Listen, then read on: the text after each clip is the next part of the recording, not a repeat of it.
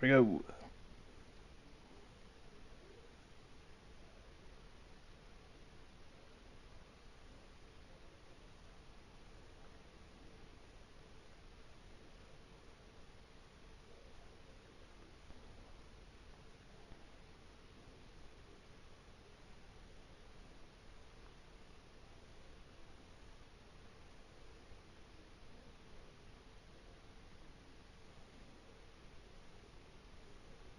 Let me see something real quick.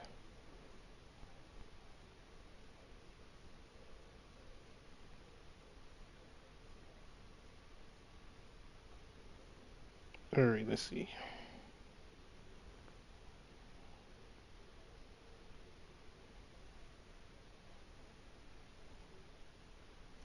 There we go.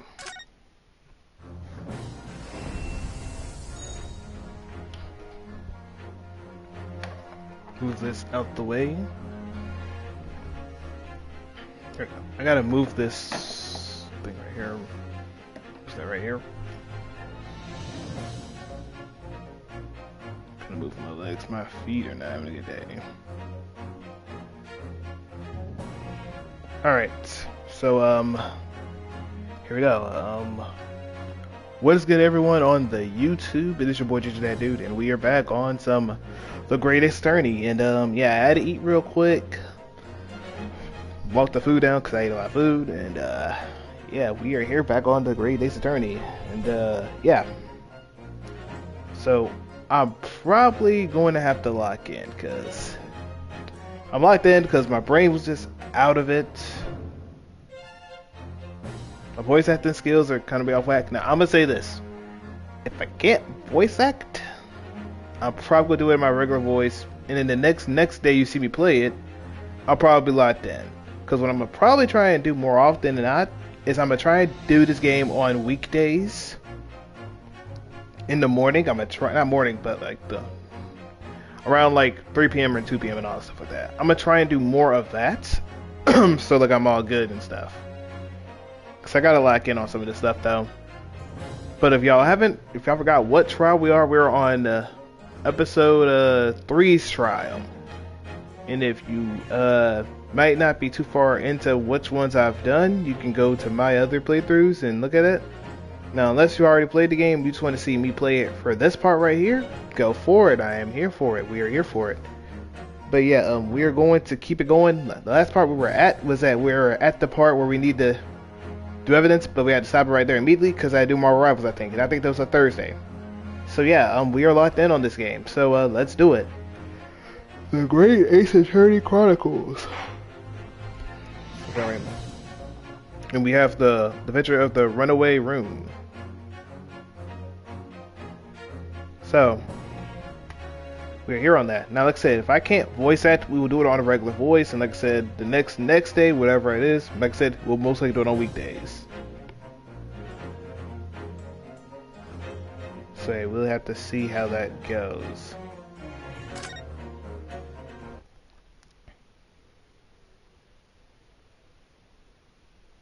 Okay, blood-soaked hands.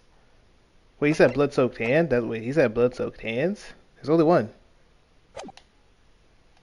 Yeah, blood-soaked hands?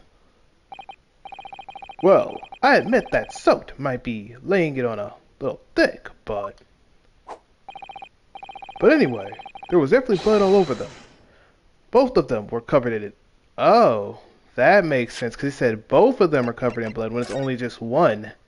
It's only one of them, not both of them.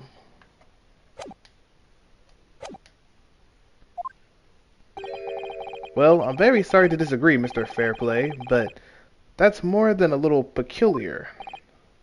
What? Here are the gloves worn by the defendant, Mr. McGilded, on the night in question. Oh, yes, right. And there certainly does appear to be a sizable dark color stain there, like on the right side, at least. Or is it on their left side? Pathetically, depends on what y'all consider this. So, yeah.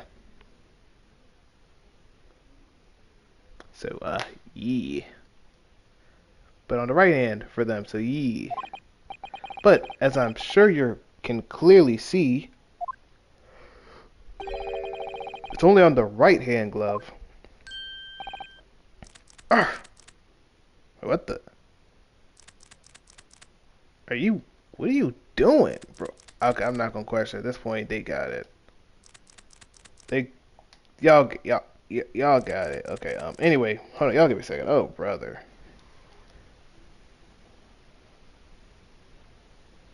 Alright,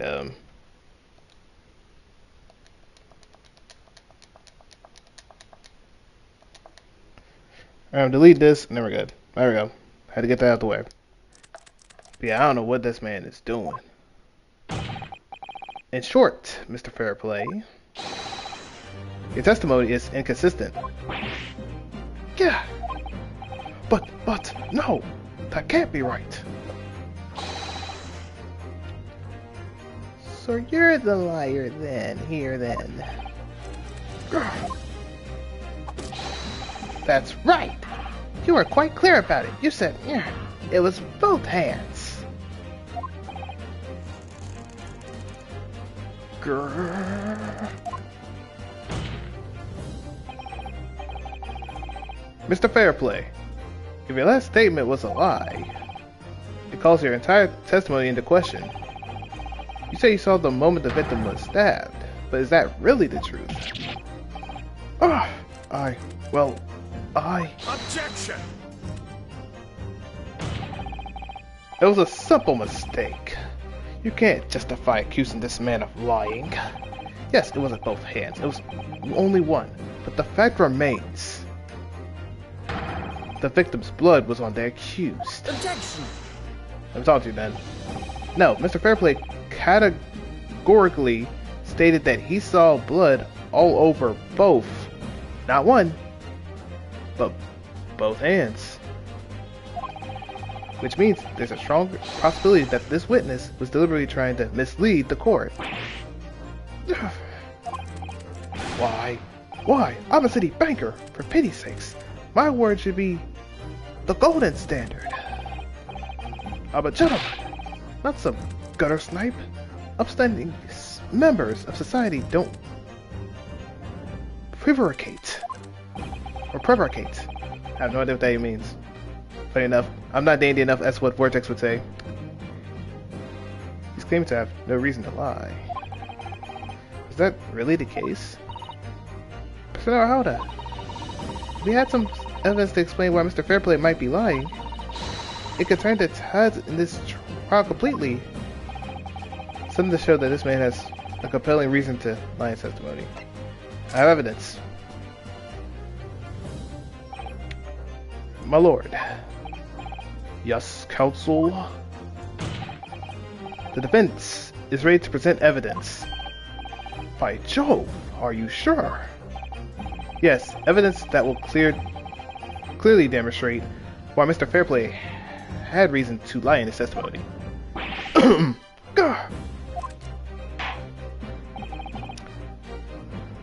Very well. I hereby call on the defense to present its evidence. The evidence that demonstrates a motive for the witness' alleged deception of the court. Take that! Let's do it. This is a list of the debtors who owe money to Mr. McGilded. Yes, a list of innocent victims crippled by the accused extortion. The point is, among the names of the debtors is your name, Mr. Bruce Fairplay. What? Mr. Fairplay, are you currently in debt financially to the accused? No. Well, it's barely worth of being called a debt. According to this ledger, you owe 20 guineas. Not a considerable sum of money, would you say? Well, what of it? Let's suppose Mr. McGilded were to be found guilty of murder. It would become of your debt in that. What would become of your debt in that case? I said it the other way around. That's my bad. These documents state that the loan agreement is forged between two individual parties. Therefore, for the creditor, the defendant here, to be sentenced to capital punishment. all outstanding debts which were owed to him would be annulled. That would cease to exist. Cease to exist? Which means he has every motive and reason of why he wants him gone. Mr. Fairplay, is it not the case that you claimed in your testimony to have seen something you never in fact saw in a devious attempt to annul your debt of 20 guineas to the defendant? Gah.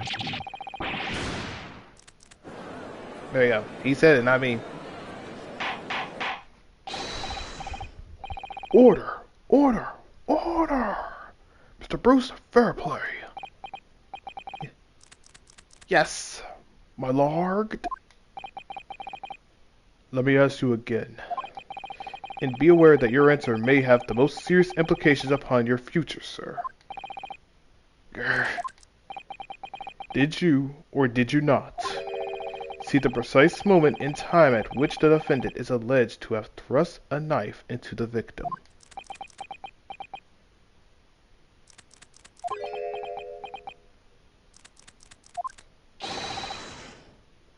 Your silence speaks volumes. You did not tell the truth in your testimony. Alright, now let's not make any melodrama of this, about all this. Now let's go back to his regular voice. Perhaps I did overstate the truth in a pinch. A pinch? But it makes no difference. I definitely remember seeing blood on Mr. McGilded's hands. Both of them. How did that? Okay, how does it work then? Objection. And yet, only one of the defendant's gloves, which we have here as evidence, is stained. So you keep saying.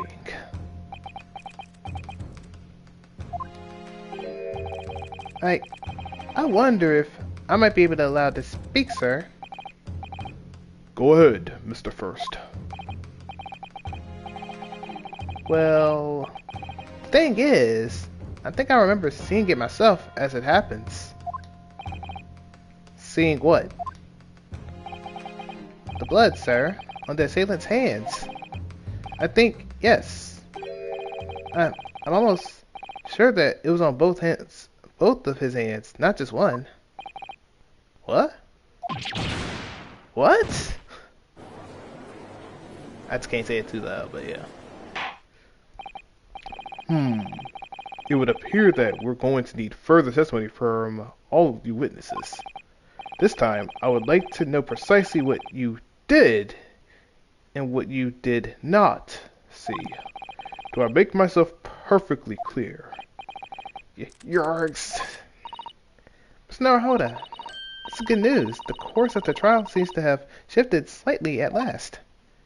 Yes. I might finally have a chance to turn things around here.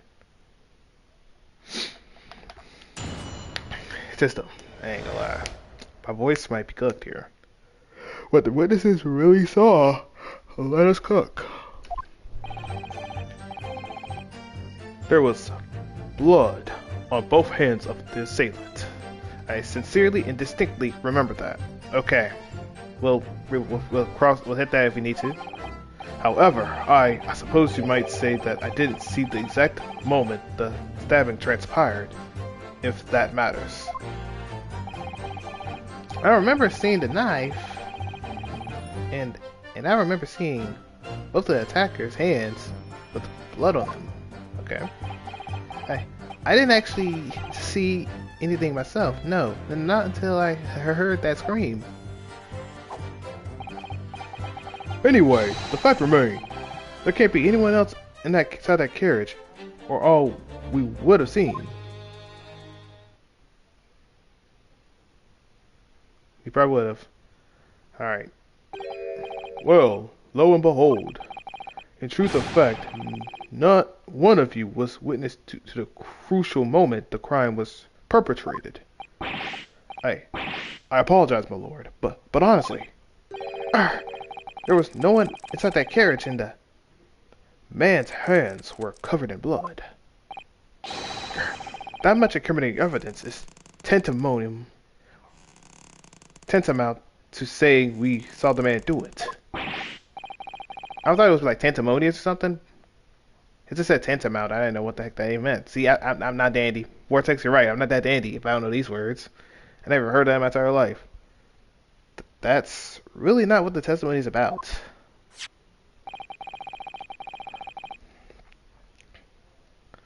Let us examine the interior of the omnibus once more. The victim's fresh blood is clearly visible on the seat, corroborating with the witness's account. In other words, there is no substantial nor significant change in the facts of that case. I would say of that case, but okay, of the case. Very well. Your cross-examination, please, counsel. Yes, my lord. There you go.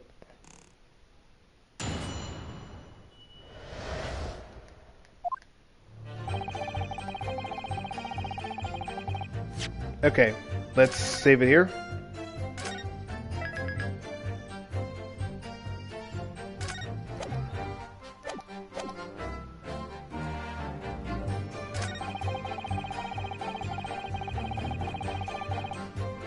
That does, but alright, let's see what other part says.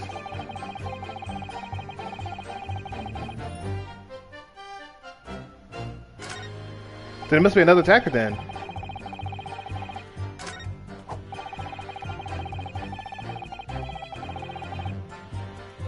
Okay, let's just hit it. And everything you saw of the incident was through the skylight on the roof of the omnibus. Is that correct? That's right. It was fiercely cold that night, but the glass wasn't frosted over.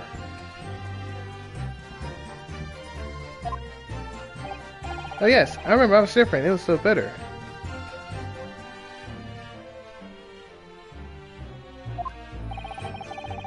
Which rather begs the question of why the pair of you were sitting on the roof deck in the first place. Well, I don't know about this young fellow, but I couldn't enter the cabin. Oh, why not? It was locked from the inside. I tried knocking, but no one opened the door. It was locked? That's right. It is a public bus service, for pity's sake. That's not what I call fair play. Hey, good line and sinker, man. Good line and sinker. Alright. Yes, I had exactly the exact same experience. I tried knocking, but the gent inside just gestured at me to clear off. Who was the gent, though? Was it, were you referring to, the Magnus McGilded, or were you referring to the Mason? I'm assuming it was McGilded. So I had no choice but to climb up the roof deck and look down longingly into the warm cabin below. Yeah, that's kind of fair, because I would think that that's kind of crazy. Well, I can assure you, I wasn't just looking down. I was glaring long and hard. And that's precisely why I could tell you with absolute confidence that if there was anyone else at that cabin at all, I would have noticed. That's fair, alright? Unequivocally, or unequivocal, I would say. I'm not sure about these two witnesses. Could they really have seen everything inside the cabin through the skylight?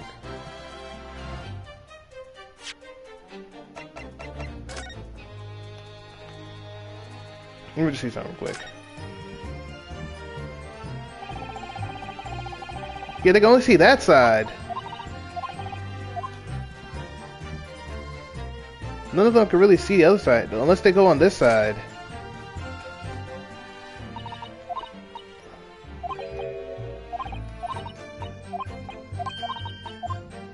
Yeah, I don't think people could really see that.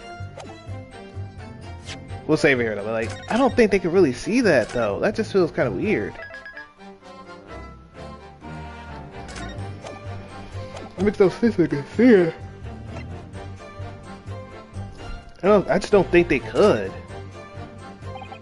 Allow me to confirm One thing, Mr. Fairplay. You were riding this omnibus and witnessed the events in the cabin through the skylight in the floor of the upper deck. Is that right? That's right, yes.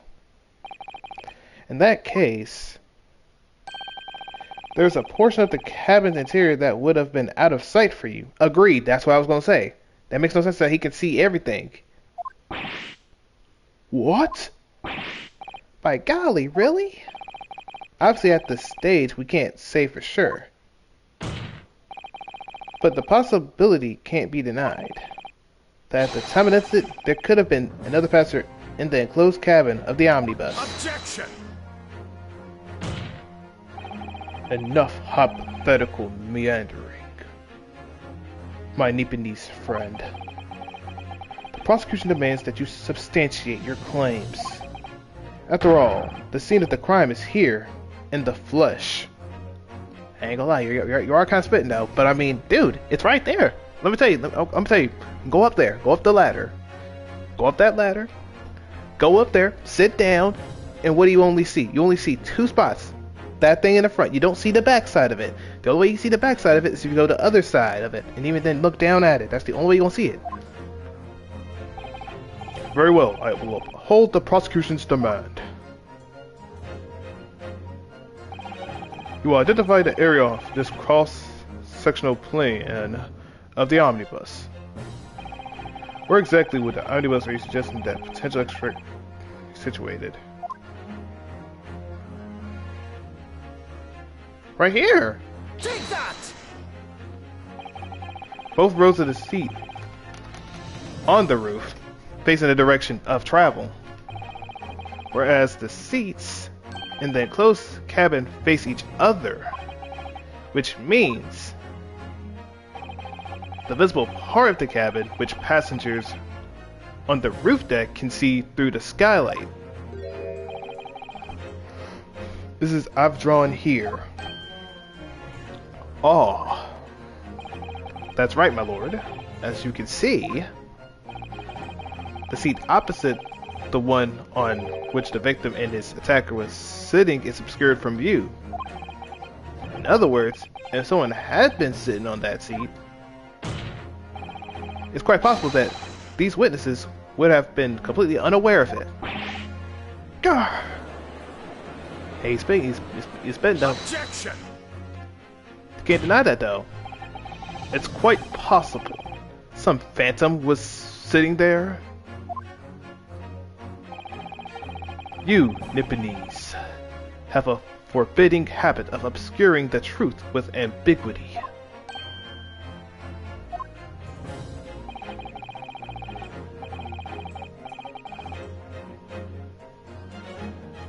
Okay, I concur with the prosecution's rejoinder. In a British court of law, evidence is paramount. I cannot entertain this conjecture, counsel. That is, unless you're able to put a name to this mysterious passenger to whom you allude. Can you, Mr. Naruhoda? I honestly don't know who could have been.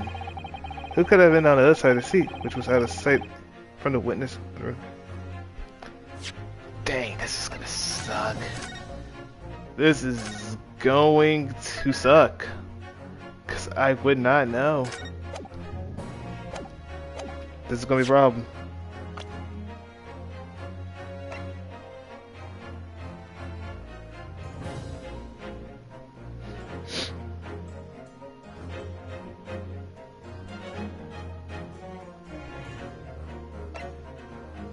Okay, so they think it's him. It's either one or two. It can only be you two. It can only be you two. Couldn't it be Beppo? Couldn't it be Bruce? Couldn't it be Leda first?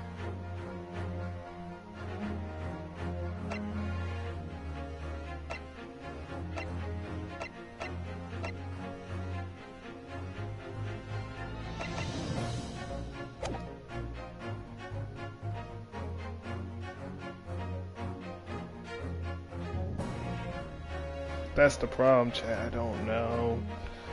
Okay, Chad, let me think. Let me use my brain, bro. Let me use my brain. Wait, someone just text me. Give me a second, y'all. Someone give me a text me. Give me a second.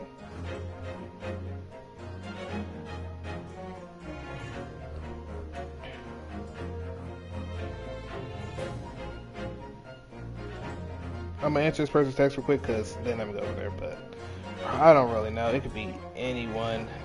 I might say no, but if I'm thinking about the other way around with it, it's gonna be tough for me.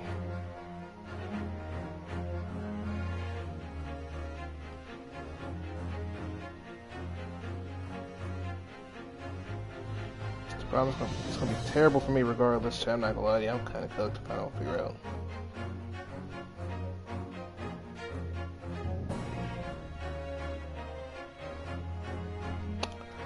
Alright, I'm gonna answer this person's text message real quick and then we shall be good.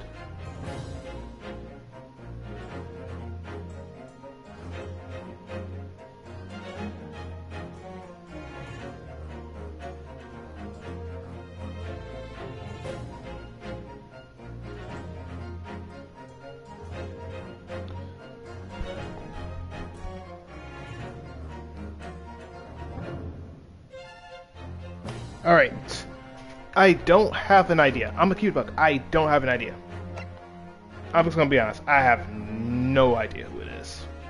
But yeah, I answered the person's text, but I have no idea who it is. I have literally no idea. But as a proud citizen of the Japanese Empire, you will look to the sky and walk on. Make sure all signs of tears are gone. Go on. This isn't just a case of going on, Mrs. Sato. Alright then, I'll go on. The defense would like to put forward a name. You are a fool. That response was a desperate attempt by a man who has no notion of his own limitations. A toast to hard lessons not yet learned. Let us not delay, Counsel. The defense is still to name the passenger in the other seat. This could be it. This could be the chance I've been waiting for to turn this around in my favor. On that night, on the night of the murder, the person occupying the seat in the omnibus that was obscured from view was...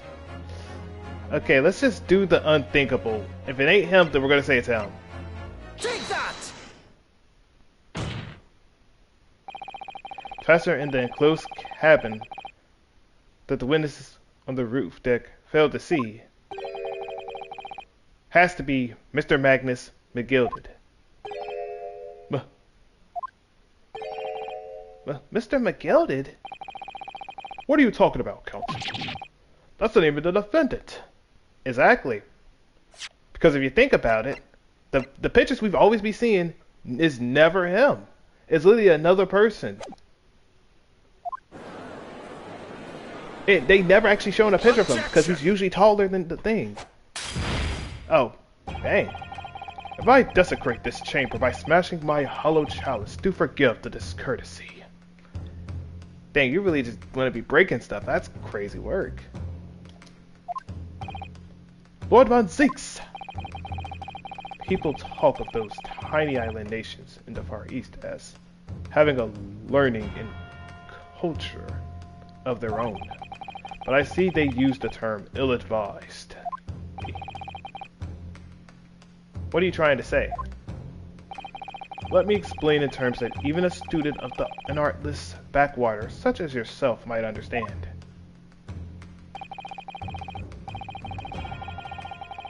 Yeah, and that's not McGilded, because McGilded don't look like that.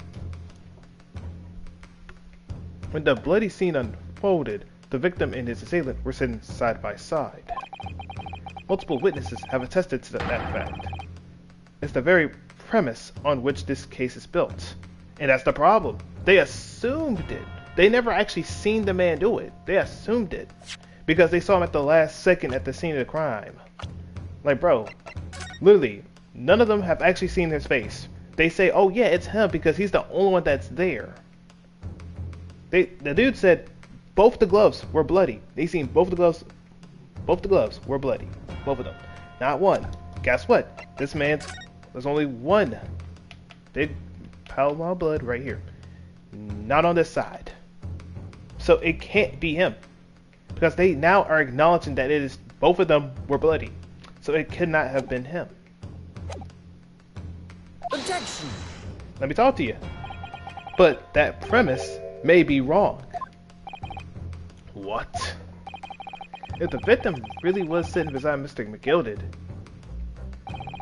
it creates an inconsistency that can't be reconciled in any way.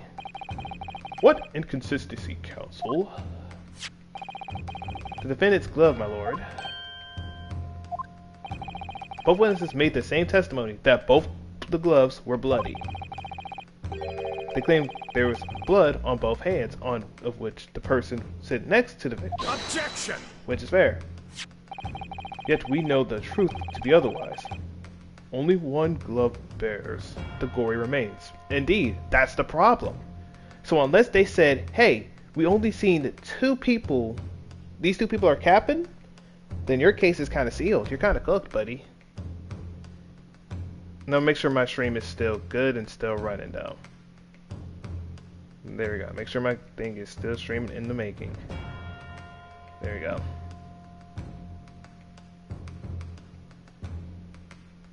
Objection! There you go. The point is, even in the face of this irrefutable evidence, both witnesses have maintained their stances. Yes, their testimony remains unchanged. Exactly my point. They both said they seen it. Exactly. They both adamantly swear that they clearly remember seeing blood on both hands of the assailant. In short, their memory of events is correct, and their testimony reveals the truth. He's like, huh? You mean that, boy? It was somebody else sitting beside the victim that night, a third party we have yet to identify. And the victim's blood was on that passenger's hands. Both of them. Objection! And who was this third party? Obviously, the true culprit. Extraordinary! Let's think about it. We don't know who it is. Order. Order. Order in the court. What exactly are you postulating? Objection! The defense's postulations is just that. Nothing more than a conjecture. The witnesses have clearly stated that they saw the accused, but yet they never seen their face. Let me ask you a question. Have y'all both seen his face? Have y'all seen his face?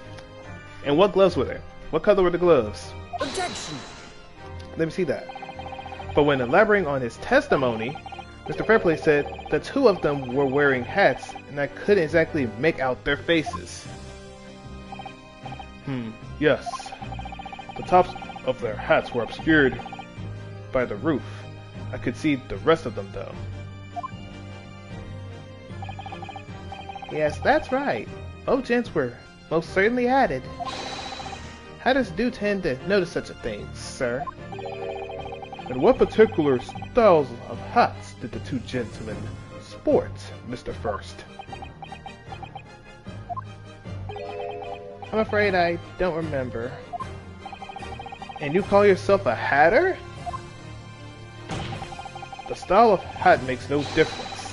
There was no third passenger in that cabin, or cabinet, of a cabin.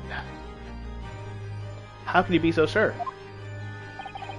Because if there had been, the accused Mr. McGilded would undoubtedly have offered to depose or deposit the fact.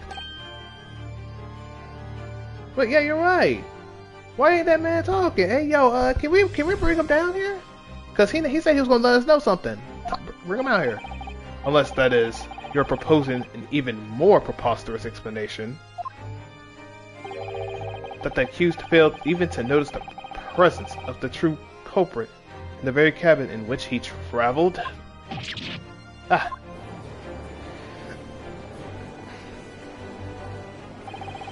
He's right. If there was another person traveling in the enclosed cabin of the omnibus, it's inconceivable that Mr. McGildy would have been unaware of it. Order. There's clearly a simple solution to this problem. Bring the accused, Mr. McGildy, to the stand. Well, what say you, counsel? The prosecution objects, my lord. On what grounds? As a suspect, he would have already made a full statement to the police. But what if there's some reason why he's unable to speak freely? Magnus McGilded is no uneducated ruffian.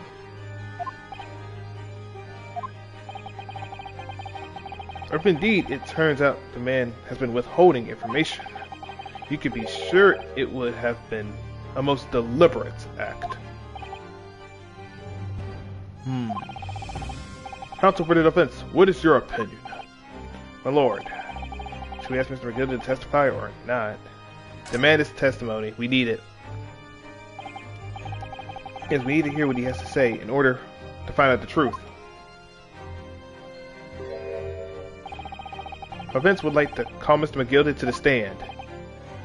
In that case, I would like to hear the opinion of the jury. Yes, I need a little time to consider this. If you ask me, I think we should hear what Mr. McGilden has to say. Get the man out here, I say. It would be utterly illogical not to hear his testimony. When something needs doing, get it done. That's how I run things at the guild. Hearing what the patron of my favorite little park has to say. Oh yes, that would be lovely. Yes, the jury says the man must be heard. Hey, you out there. Hey, he out there said, oh, you know what? I'm finna go with everyone's saying. Very well. The court will hear the defendant's testimony. Bailiff, show the defendant to the stand at once. I was about to say show him once, like what the heck is that we talking about? Now, maybe what actually happened that night will finally become clear.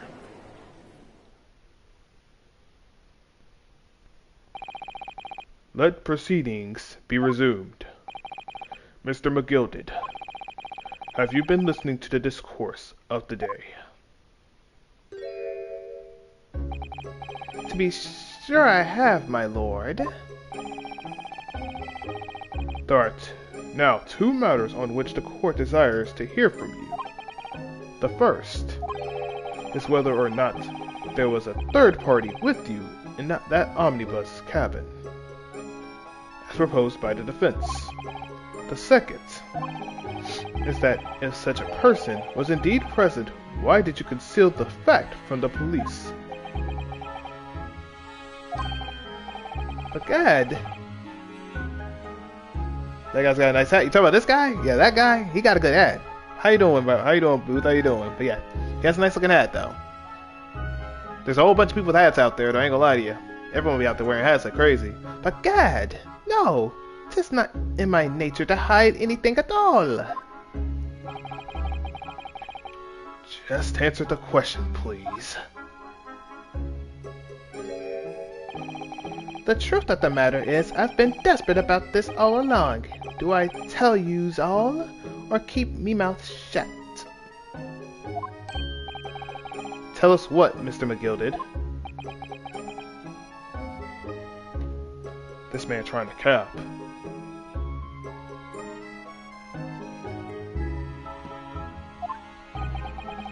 That the fine fellow representing me is absolutely right. In the carriage on the night with myself and the other man, there was another passenger. It's true! Hey, and this was me who helped the little urchin get away after it all happened. You? What? Oh, that man said, I'm cool with it.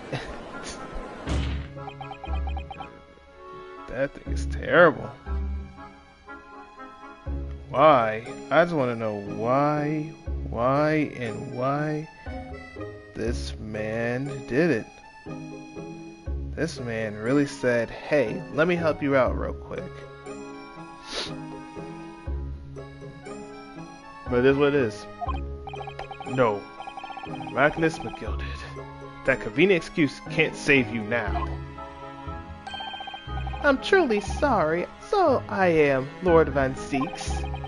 I am sure you will be wanting to know why I said nothing when I was taken in by the police. I do be having a very good reason, I assure you. Which was? Well, the little child was just in the wrong place at the wrong time, and not in any way involved, you see. What? If the police had known the wee one was there, they'd have assumed she'd done it. They'd have hauled her into this here courtroom, just like myself. I was only trying to spare her that. Young hearts and young minds are easily damaged, my lord. This man's capping, isn't he? And who was this young child of whom you speak? I can't say that. That I don't know. You don't know her name? Hey, well, the wee thing just happened to be in the carriage that night. I never saw her before or since. Objection! We have absolutely no reason to believe this man. The prosecution calls for the witness' statement to be disregarded by the court. You know, I wouldn't be surprised if the urchin isn't here in this courtroom as we speak, listening to the proceedings. What? Smoke! Fire! There's a fire! Let's try to get away. After them, it's no use. Can't see anything all through the smoke. What's going on? Be careful, Mr. Narhood. Cover your face. Bailiff, don't let the accused escape. Secure the omnibus. I hereby call an emergency recess. Bailiff, ensure the defendant is in custody. And clear the courtroom. Bro, they literally have a whole thing in there. It's crazy work. We were hurriedly removed from the smoke-filled courtroom by the bailiff. Amid scenes of chaos as people stumbled over one another in their desperation to flee the chamber, we had no idea what was happening. All we knew was that, for the time being at least, the trial was suspended. Oh, there you go. Congratulations. We've been streaming for 42 minutes. Good.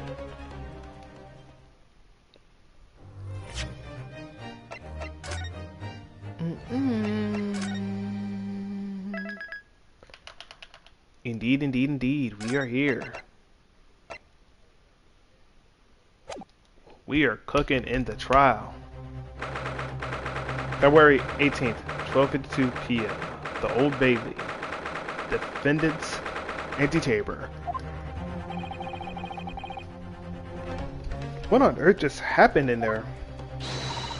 Mr. Narhoda, I've managed to find out what happened. Mrs. Otto. I was told it was an advanced form of smoke grenade, a type of exploding device that releases smoke. A smoke grenade? It sounds like the sort of thing ninjas use. They're just making sure everyone is safe now. I think the trial will start again before long. But who would have done something like that? The police managed to catch someone who was trying to flee the courtroom, apparently. Flee the courtroom? Why? Well, it's a young girl of around 15, I hear.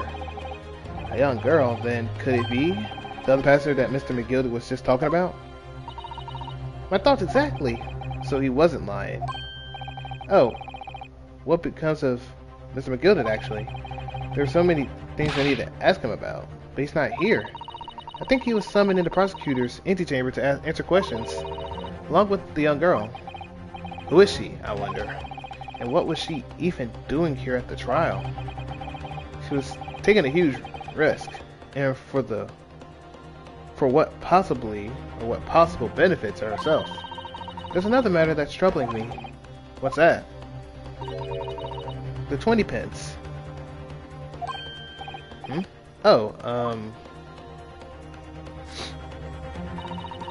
According to the coachman, Mr. Beppo, he took 4 passengers that night at a fare of 5 pence each.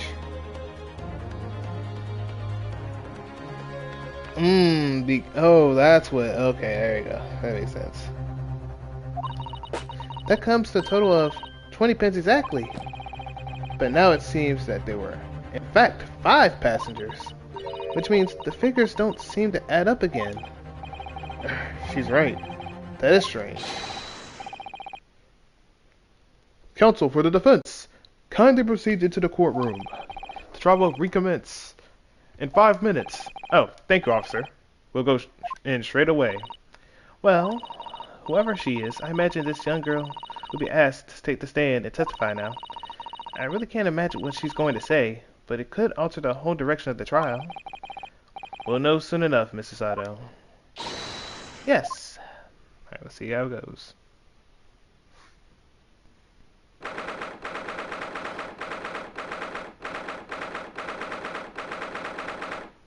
Alright, there you go. Let's go. That was a girl.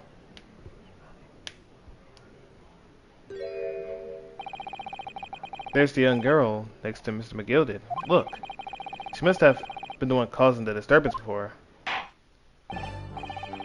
Well, after that rather eventful recess, the court will now resume the trial of Mr. Magnus McGilded. Now then, Lord Van Zeeks, my lord, I believe you have established the cause of the smoke which veiled proceedings earlier. It seems to have been an advanced form of smoke grenade, of the sort typically employed by the army. Good gracious, the army! What in the devil's name? It was an elaborate attempt by a young girl to cloak her escape from the public gallery, but she was caught, and now occupies the stand. Your name, girl? Are you responsible for the smoke grenade which induced such pandemonium here in my courtroom? What is the meaning of this deplorable behavior? Ahem, if I may, my lord. Yes, Mr. McGilded? I think perhaps I ought to explain here, which is that this we last here was here in the first place, and why she tried to bolt like that. It is all tied up with the events of that night, so it is.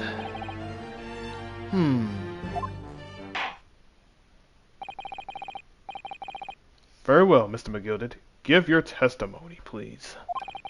You will explain to the court exactly how this young woman is involved in this case. Just what did happen last night. It's not like a defense lawyer needs that information or anything. That's kind of crazy that they really didn't give you no information. And you could have actually lost that whole thing if he ain't saying nothing. The young girl. On the night in question, I took the back seat in the omnibus and promptly nodded off. Then, Bagora, a loud thud and a wee scream, woke me up with a fair start. There was a fella collapsed on the floor at me feet, so I sat him up on the seat across from me. Then I turned to find out where that scream had come from, and bless my soul, what did I find? There was a child in there, all curled up in a ball, hiding her wee self away. Okay, so I gotta press everything. Oh, goody. I remain somewhat baffled, I confess, but from what I gather, on the night in question, this young girl was indeed riding in the omnibus. Is that correct? 'Tis exactly as the defense counsel said. This last was the 5th passenger, my lord.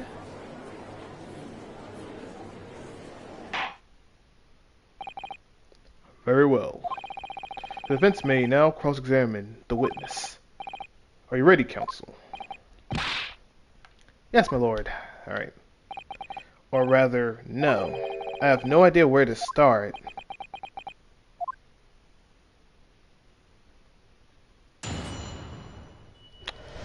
Gotta press everything. Huh. Okay, let me ask you. Let's ask about that. When you first got on the omnibus, onto the omnibus, my bad, were there any other passengers already on board? There were not. The cabin was empty, and there was no one on the roof deck either. You were the first passenger, as it were. I see. Aye. And that's why I took the backside as I did. 'Tis the most comfortable, so it is. That's fair, that's fair. I could vouch for that. I could vouch for that. I could vouch for that. Vouch for the backseat being the best seat most times. Alright. Could you explain exactly what you mean by the backseat? By all means. Alright, yawn. By all means, 'tis how you already described it earlier. Talking about the seat opposite the one in which the poor gentleman who was stabbed was sitting. Like I said, 'tis the most comfortable and where I feel most at ease. And of course, I enjoy gazing through the skylight from time to time as well.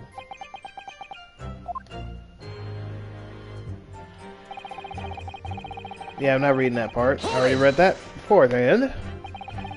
A loud thud, you say? And a scream? Aye, that's right. How can I explain it? This was like the sound of someone falling to the ground. That sort of noise. So you think it was the sound of Mr. Mason falling to the floor, having been stabbed? Well now, you'll remember I was asleep at the time, so I wouldn't like to say. And when the sound woke me, and I opened my eyes, there wasn't a soul to be seen in the carriage but the fellow on the floor. You didn't see anyone? But at the same moment, you did hear a scream. Ah, from the seats above you, on the roof deck, I presume. Not above me, no, my lord. It was from inside the cabin. But I wasn't altogether thinking about the scream. No, I was too stunned by the desperate sight before my eyes. Before me eyes. There was a... Oh yeah, I ain't reading that. Hold it! Let's just hold it. You tied him up? The victim, you mean? That I did. On the seat across from me. As I said, I could plainly see the poor devil was already gone. And you wouldn't leave a dead man just lie on the floor now, would you? Yes, I would. Because that is evidence against you if something happens. If someone is knocked down and is bleeding now, the only way I could see myself going out there to, I don't know, pick that person up or to help them up, it's like my girl, wife, or family member that I know of in particular, then maybe. But other than that, I am not touching that body. Ever. Because it's already a bad case waiting to happen, and you don't want that to happen. 'Tis common courtesy, so it is. I find that a little hard to believe.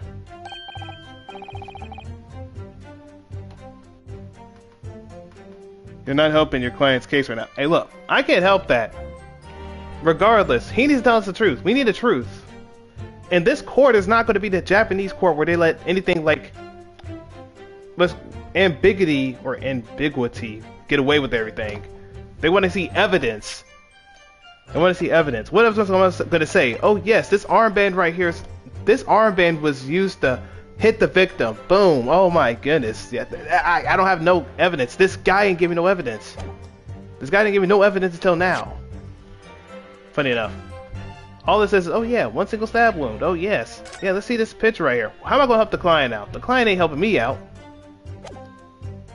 He ain't giving me no crap to go off of. He's going out there touching the victim, touch the victim's body.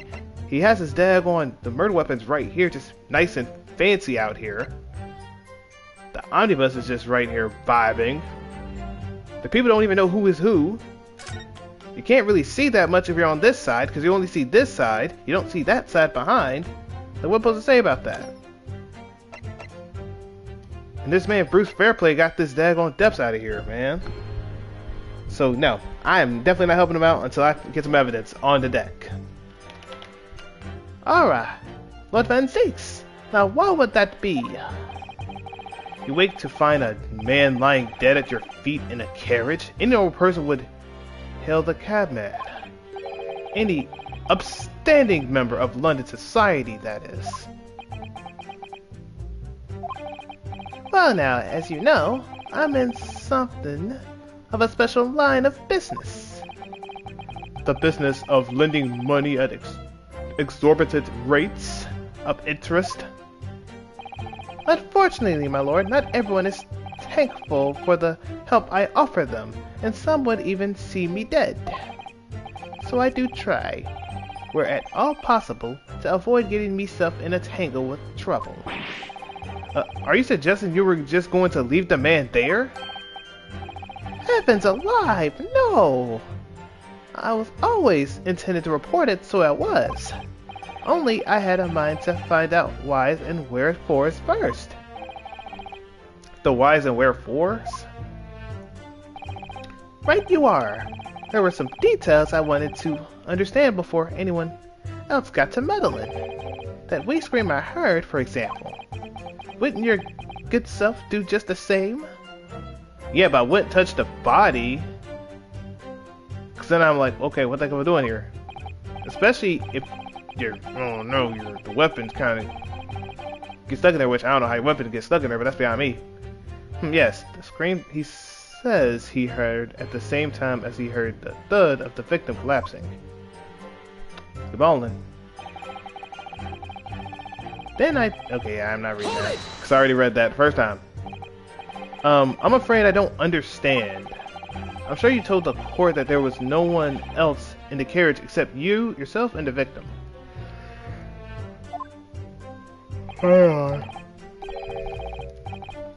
So I did, sir, so I did. As far as I could see, that is. What do you mean by that?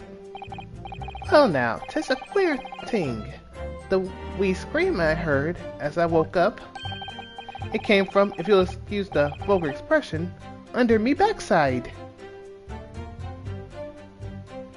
So, wait, are you saying that she was, hold up, wait a minute, sir, are you saying that,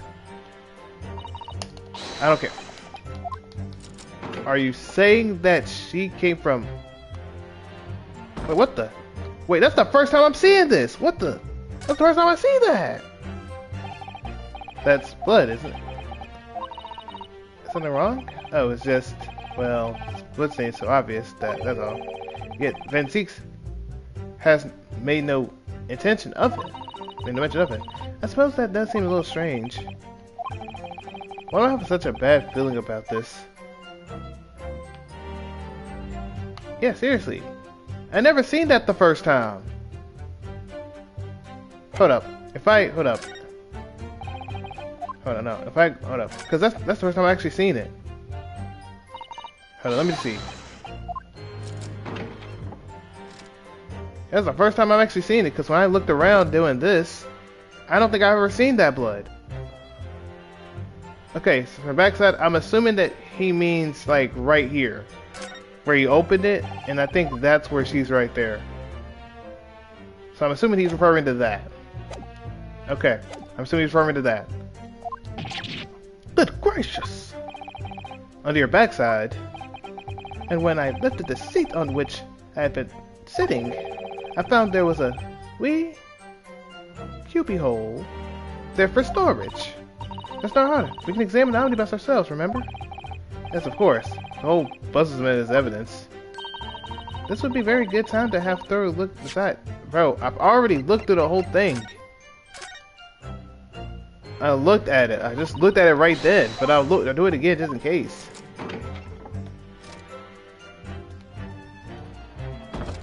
Yeah, because literally the first time it was storage stuff. Now there's nothing in here.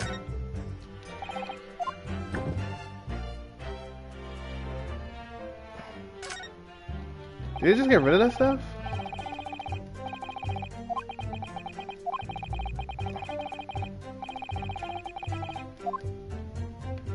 Yeah, there was stuff in here. Oh, brother. And that's when I found her. There was a child in there, all curled up in a ball. Hold it! There you go. You say she was hiding herself? Aye, that's right. It was hard to see in the dim lamplight, but she was all curled up in a wee ball. When our eyes met, well, my heart nearly stopped beating in my chest. You're really overacting this. Overreacting this? That's fair. Overacting, overreacting. You know how it is. Still in all, I pulled her out from under there and sat her on the seat opposite so I could have a wee chinwag with her. I'm guessing a conversation with her. The seat opposite. That's right, just next to the dead gentleman there. You sat this girl next to a corpse, sir? Well, as I'm sure I mentioned, a gentleman in my position can all too often find himself in mortal danger. So, I needed to find out just who this urchin was, you see. And while I was in the middle of talking with her, I heard another scream, a fella's voice this time. Presumably, that scream was Mr. First, who was sitting on the roof deck seats. Right you are again, I would say, sir. Looking down through the skylight, he must have seen this young girl and the gentleman with the knife in his belly. In other words, the previous witness did not, in fact, see you at all, Mr. McGilded. Understandable, you've been telling me, How you doing now? What they believed to be yourself and the victim was, in fact, this girl and the late Mr. Mason? Wait, so how the heck could they not tell? Oh, I guess they both are short. You know what, that's fair. Hey, me lord. I was, as I think everybody understands now, sat at the back of the carriage out of sight. It is certainly plausible. And hold on, y'all give me a second. Okay, we're good. Make sure.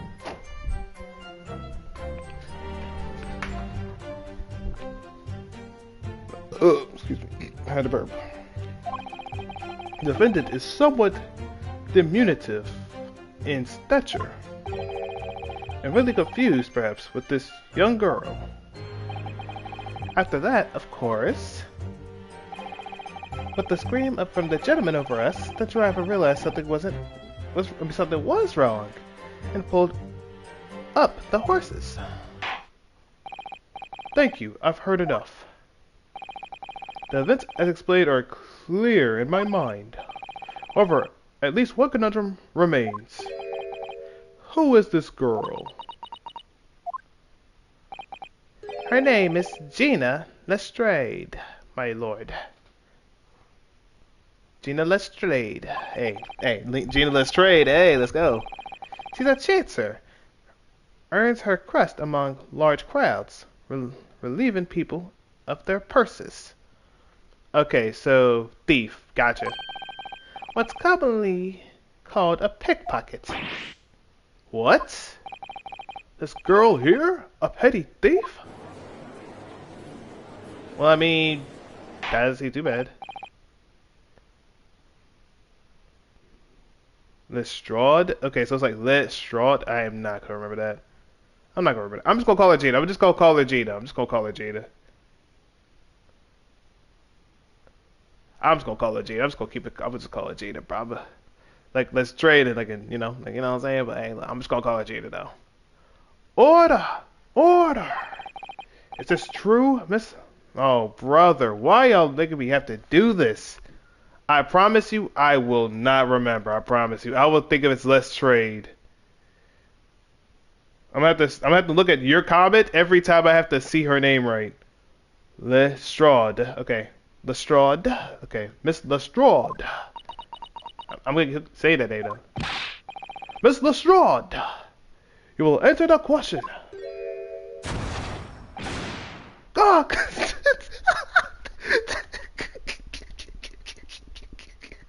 She said, "Shut up! Arg! How dare you? What's the meaning of this?" Ah, the girl, she's gone. Oh wait, she said, "Open your eyes. I'm over here." Good gracious, how? What was the point in that little sidestep? I know what you lot are thinking. Grown-ups are all the same. This dirty little dipper, you say, slipped up and got caught on the job. She's cocky? Okay. She got herself backed into a corner, so she knifed the jet. Go on. That's what you are in your heads, ain't it? That's what's in your heads, ain't it? No, not at all. This is a court of law. We're here to determine the truth, not cast.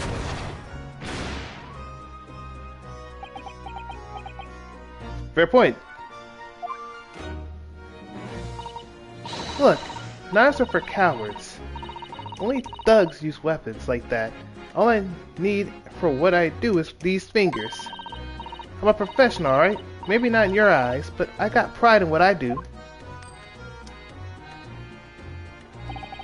Let me guess, you don't count smoke guns among weapons for thugs? Oh, this? Yeah, that was in a bag I lifted the other day. Down where they keep the four-wheel drags. Yeah, they're probably gonna do that. They're probably like, you know what? Look, if they let a daggone prosecutor go out there and keep a whip to whip people, I'm not gonna lie, I don't think they're taking the gun. I'm just gonna keep the stack. And the judge didn't even know what a daggone camera was. That's even worse. The guy was like, hey, look, what is this contraption here? It's a camera. What's a camera? Like, I'm sorry. You know who that stole that from? Honestly, I'm assuming that's Herlock Sholmes, I'm assuming. So yeah. Because she used that thing. Crap, I didn't mean to hit that. So this duology has by far the best cast. Okay, I gotcha. It's nice, ain't it? I like the pink best. Ah, do not wave that thing in my direction again. Okay, well, we'll have to figure out what we figure out then. So, you admit that you were riding an omnibus on the night in question.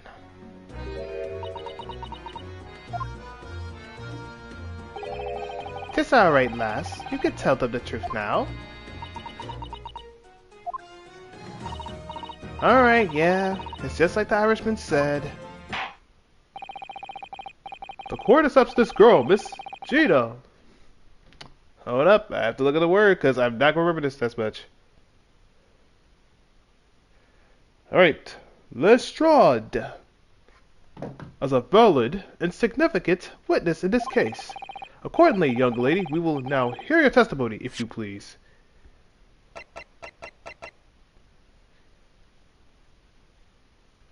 I don't know what that is. I'm going to keep it looking. I do not know what that is.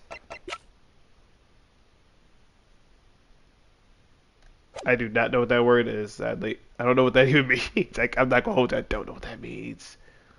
I'm not going to lie to you, bro. I don't. And plus, I can't do every different type of accent possible. I can't, especially I don't know what it is. You will tell the court exactly what happened in the omnibus on the night in question.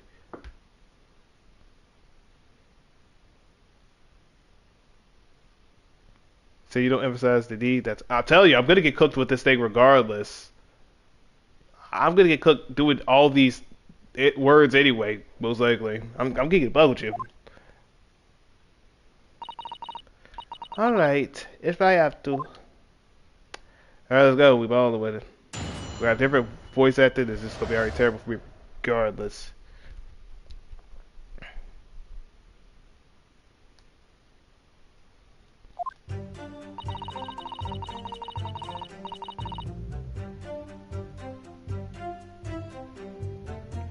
There they go.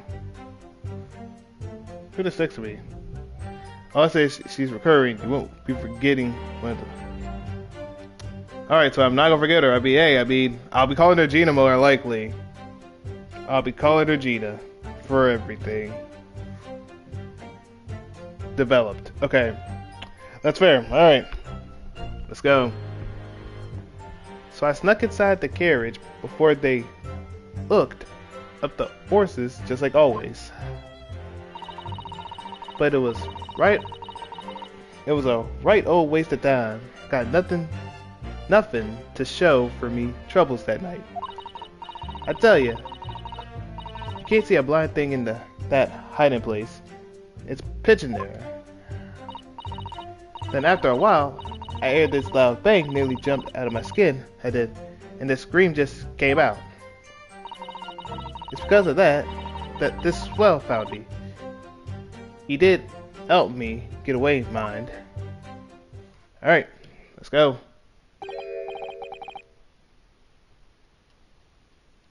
Yes, he let you go. I fail to understand why you would let this street urchin go, Mr. McGilded. Oh, this simplicity itself, my lord. You see, she couldn't possibly have killed the other passenger. I knew that for a fact. How? Bro, she's stuck in that seat the entire time. How's she gonna get out? As I'm sure I said before, sir.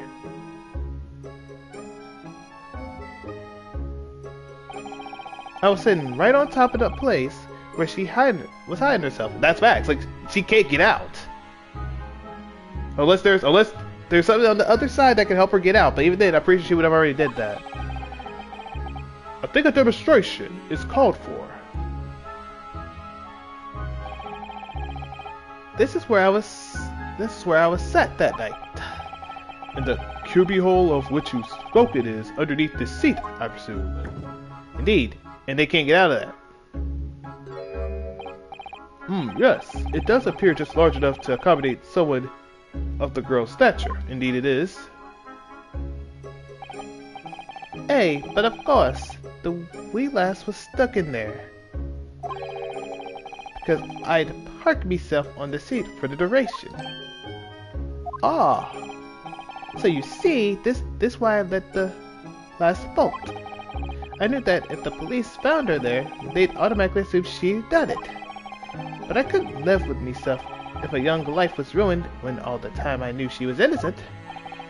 Even though you must have realized her actions would have resulted in your own innocence being called into question.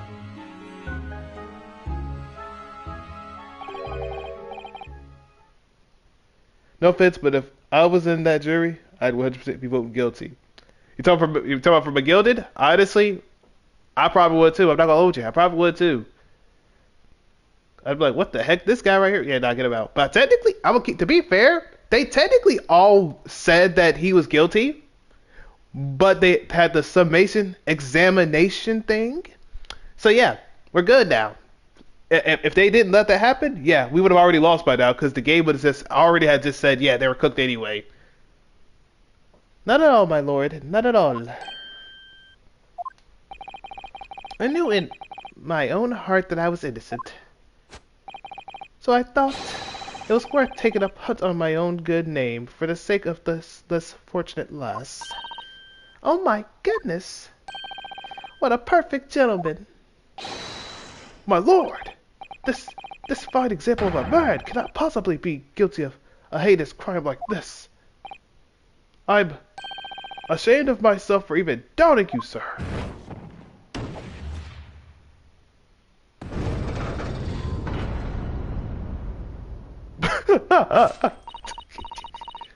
With calm, calculated reasoning, one arrives clearly at the truth every time. Bow. Well, congratulations. They did the exact same thing, but the other way around. Saints alive! All 6 members of the jury consensually in their leading to a verdict of not guilty. I know Barrett's like kind of crash out. There's no doubt that this. Well, it must mean what? That we're victorious. We've won? Are you sure? Objection! Bro. You brought your whole boot up for what? This man really said, "Nah, I'm bringing up my boot for this one." That's crazy work, though. If the sight of my iron healed Willeting offense, pray do forgive the discourtesy. How many times are you going to say this? Why is everyone just out there like, what the heck is this? This really is a consummate example of the one momental flaw in British judicial practices. Now for the prosecution's summation examination. Hey, well hey, if he does it, hey, I'm not mad at it, because technically the defense has one. Let's let him have one.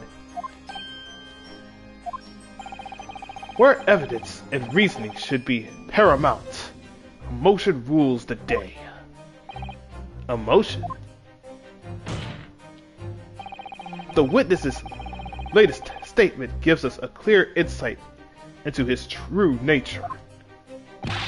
What do you mean, his true nature?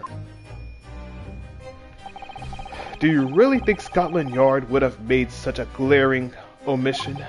After that incident, or after the incident, the omnibus was comprehensively searched by officers of the police. Obviously, the interior of this cubbyhole, as the witness put it, was included in their investigation. Go ahead. The compartment under the posterior seat was full of the coachman's belongings. Okay, I did see that. I did see that. The problem with that is,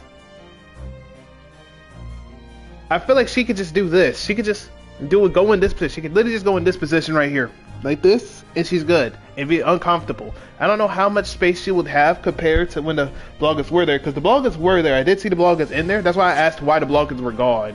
It made no sense. It's noted in black and white here in the police report. Good Lord! The evidence has been tampered with. That's what happened. Bro, I was about to say, I never seen the blood on the bottom, and I never seen the thing out there. Someone did tamper with it, and it wasn't me. In order to corroborate Mr. McGilden's story, someone has unlawfully removed everything from under the seat.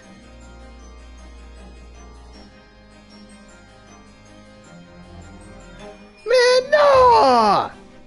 Bro, we care about the truth of this game, bro. We don't care about that. We get cooked. Look, man, you know full well Mr. Sato ain't gonna let that happen. The moment I say that stupid thing, Susato's gonna go up there, say, "Hey, can I talk to her real quick?" She's gonna do a Susato takedown, grab my arm, yeet me across the map, boom, I'm on the ground and I'm stuck there. She did it to me like, I think 3 to 4 times in the second game. Well, second episode, I think. It just threw me. I don't know how many times she threw me, but she threw me so much, I just gave up. She's not gonna let that happen. What? How'd you not know this? You're the one who seen it. You seen the evidence. Order. Order in the court. How could such a devious contrivance possibly have been affected, counsel? Naturally, we must acknowledge the deficiencies.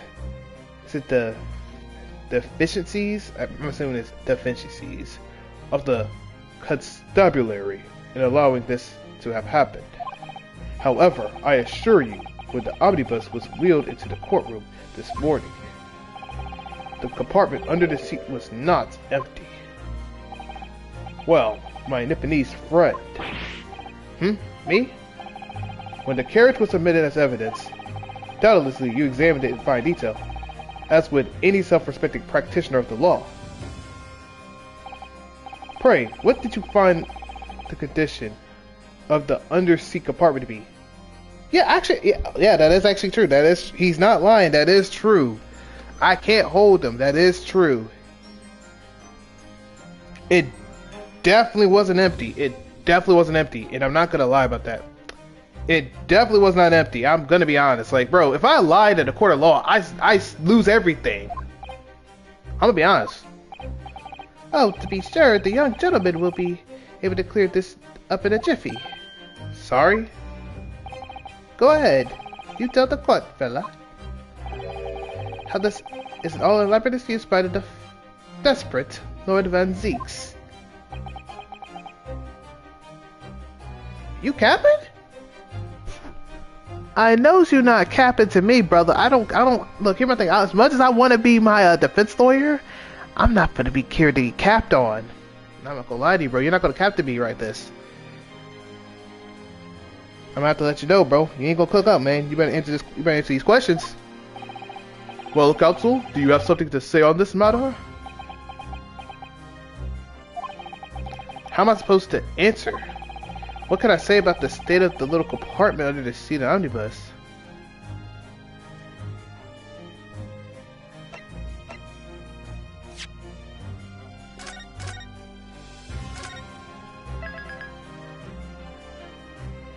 Brother, I'm not getting paid either way.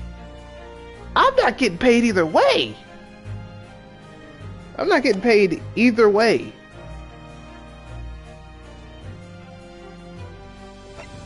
I was, bro. And then if anything happens, I might be put in jail too with them. You know what? Here's what I'm gonna do. Here's what I'm gonna do. For your little thing of assimilation, look, here's what I'm gonna do for you. I'm gonna ask this. Do you really want me to pick this answer and probably get, I don't know, found as a guilty member that's trying to help out with the crime? Do you want me to do that? Do you really want me to do that? Let's keep up. Do you really want me to do that? Well, my heart says it wasn't empty. I gotta do what I gotta do. But look, if I say that crap, Susato's gonna throw me and do a Susato takedown. I really don't know if giving this answer is helping my case as a counsel for the defense. But as far as I remember, at least. When I first examined the compartment, I'm fairly certain there was a number of articles inside it, yes. Are you sure, counsel? Alright, be whist.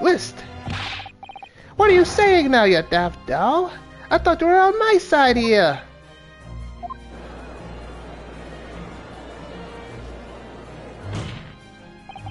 What game are you playing?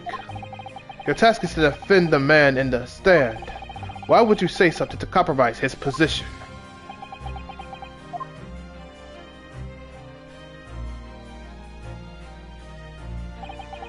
As the advocate for the defense in this trial, I confess I'm still not entirely sure where I stand.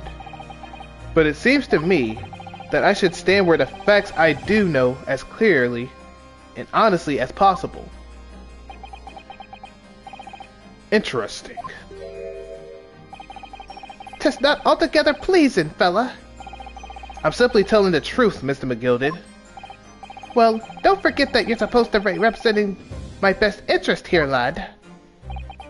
Now then. A fellow's memory is a curious thing, and not altogether reliable. No, the court must consider the facts. That their cubbyhole in under seat is as empty as the devil's heart, so it is. Do you think perhaps it would be in your best interest to now admit that you might have been mistaken? Why do I feel like something's not right here? I should like the jury to weigh in on this matter, I think. The compartment is designed to house equipment used to maintain the smooth running of the carriage. The guild's rule states that the omnibus should be properly and fully equipped at all times, so it certainly wouldn't have been empty on the night in question. Beppo isn't that irresponsible. That money-lending lesser and the pick purse are lying. Clear! Indeed. I can't believe I was nearly taken in. That stinking Reg are always stinkers. Nothing but cowards, the lot of them.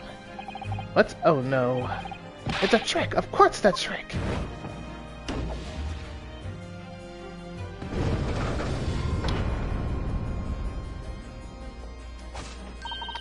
Quite so. I must concur here.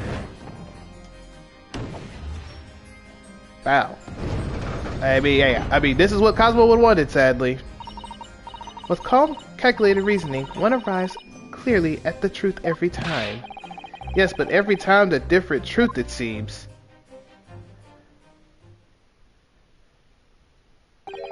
My lord, I humbly exhibit the scales of justice. Clearly, a verdict of not guilty at this time would be wholly inappropriate. Thank you, counsel. But before we proceed any further, there is a matter of the outstanding cross-examination. Counsel for the defense, begin your questioning of the witness, please. Yes, my lord. What just happened? The whole balance of the trial just shifted, almost beyond recognition. The Reaper of the Bailey is at work, it would seem. Well, hey, you better thank me for me helping him out. Alright, now let's go out there, because I actually got to figure out this evidence.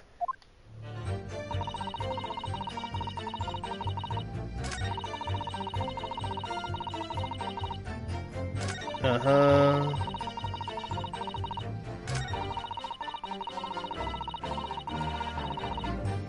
Okay, let me ask you about that one, please. When you say a loud bang, do you mean the noise of someone falling to the floor?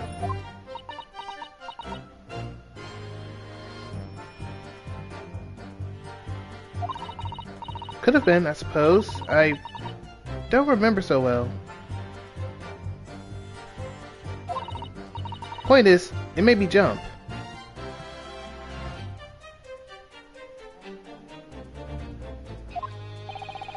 And you let out a scream? Involuntarily? That's right. And then I felt a cushion over me head get light all of a sudden. Okay. Presumably when the defendant got up in order to help the victim, yes? Or not. Hey, what'd you say about evidence? If you don't got evidence, you better calm down. It could equally have been the moment the accused stood in order to stab his victim, could it not? Well, girl, did you see what happened at the crucial moment? Yeah, I saw it. I gotta watch him. I pushed up the cushion and at a quick butcher's while I had the chance, didn't I? The Irishman was sitting up. The bloke who would have fallen on the floor on the opposite seat. Or the seat opposite, but that's the opposite seat. I don't know why I just can't say these words right. I'm like, what the heck? I don't say seat opposite. I say opposite seat of the. You know what I'm saying? Like, here's what it is. That matches Mr. McGillicuddy's account, of course. Then the fella suddenly turned around and looks right at me. Okay. I sunk back down again, but it was too late by then. I should have never rested looking.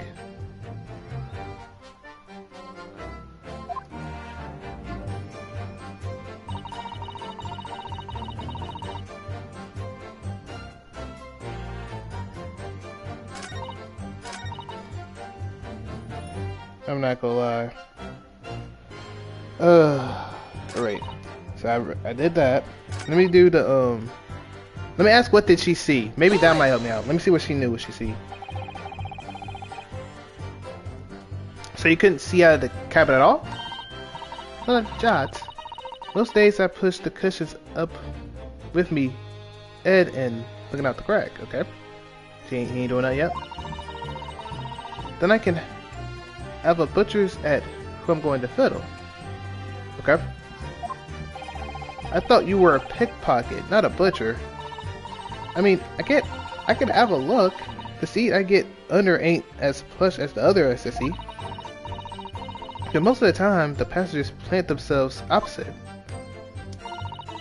For some reason that night, this here Irishman spent the whole journey right over me head. And for that reason, you weren't able to push the cushion up to peek, I see.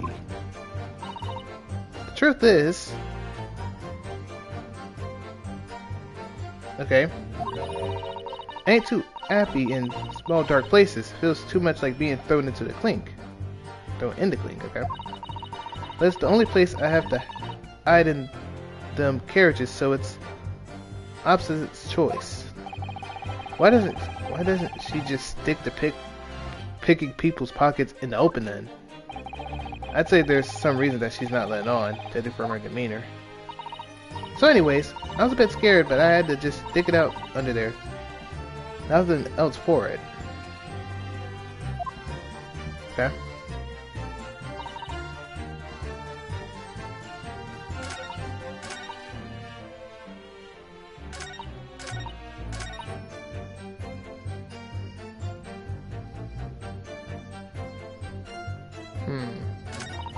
Okay, I pressed that, and I pressed that.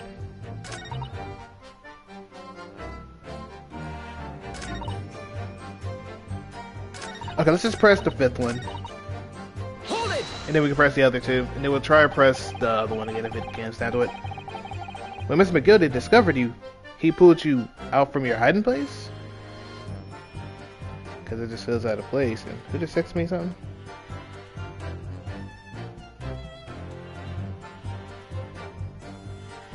Alright, let's talk then.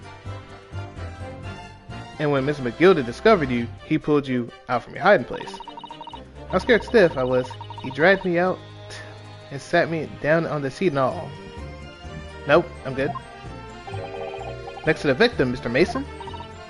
Yeah, the bloke had a knife in his guts. He was still bleeding. And the carriage lurched a bit, and he ended up falling onto me. How awful. Both me and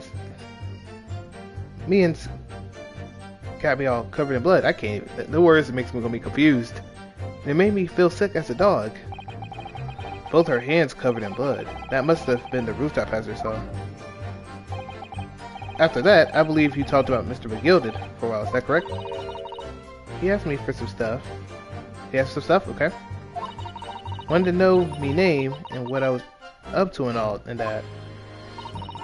Then I heard something from above. Someone screamed. Yes, Mr. First on the roof deck, one would presume. Well, I didn't want no one seeing my face, so I didn't look up. Then the horses were drawn up smartish, and this here Irishman says to me, go ahead, get back under the seat. I'll see that you can get away later.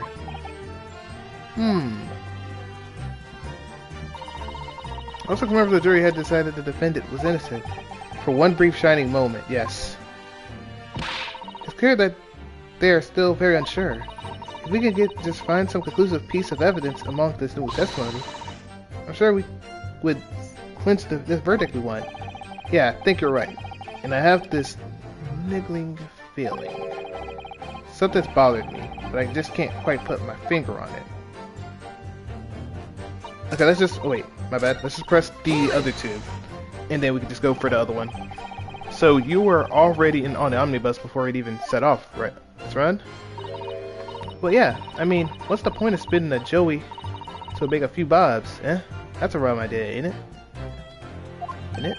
Alright, I suppose she means there's no point spending money to make money. That actually makes sense. That's fair. Counsel, may I remind you that this girl is a petty thief? Kindly refrain from entertaining her tenants. Well, that does clear up a little mystery of my own affairs and all.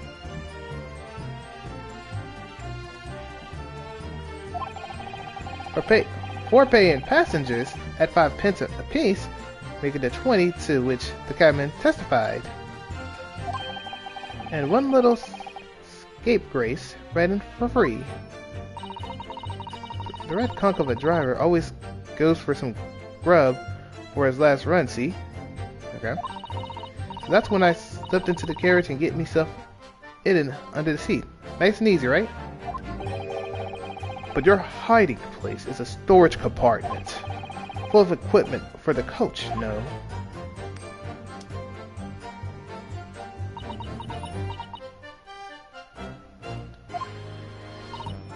Yeah, there's brushes and buckets and whatnot in there, sure. I always chuck all that out and cram it in a corner somewhere. No one ever seems to bother much. And yet, according to the report filed by the police officer, who first arrived at the scene. The compartment was full of such paraphernalia. Well, I don't know nothing about that. Like I said, I moved all that stuff out so I could hide under the seat. That's all I could tell you. It seems we've reached the end of that line of inquiry.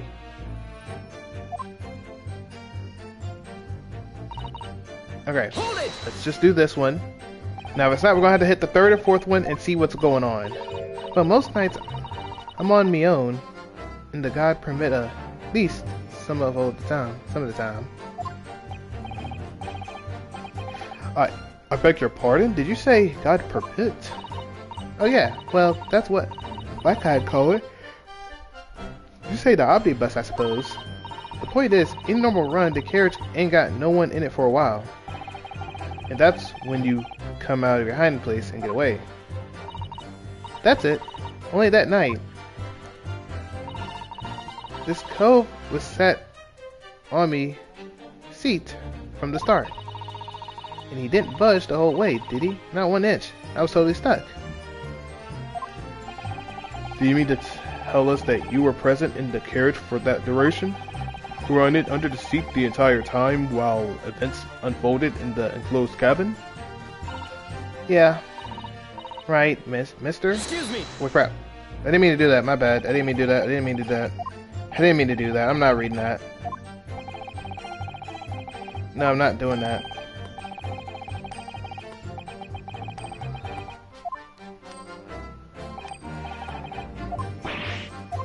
I'm not reading that crap, but I wasn't trying to do that.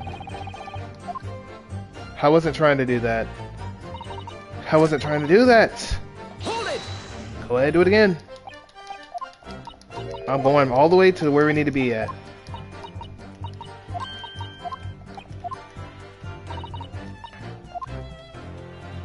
Sorry, y'all, I did not want to do that.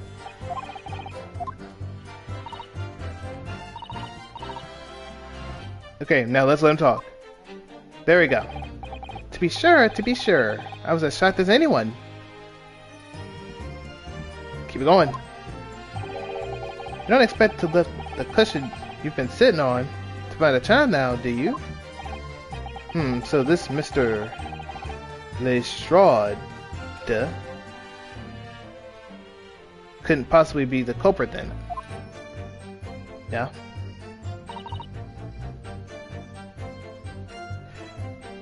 Okay, I'm not reading every part of it, but I'm looking at every part I can.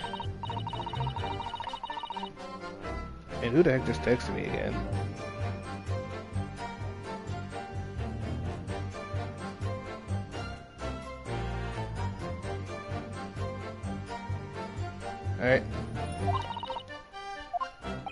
Alright, I'm just looking at this. If I've read it, I'm not going to read it too much.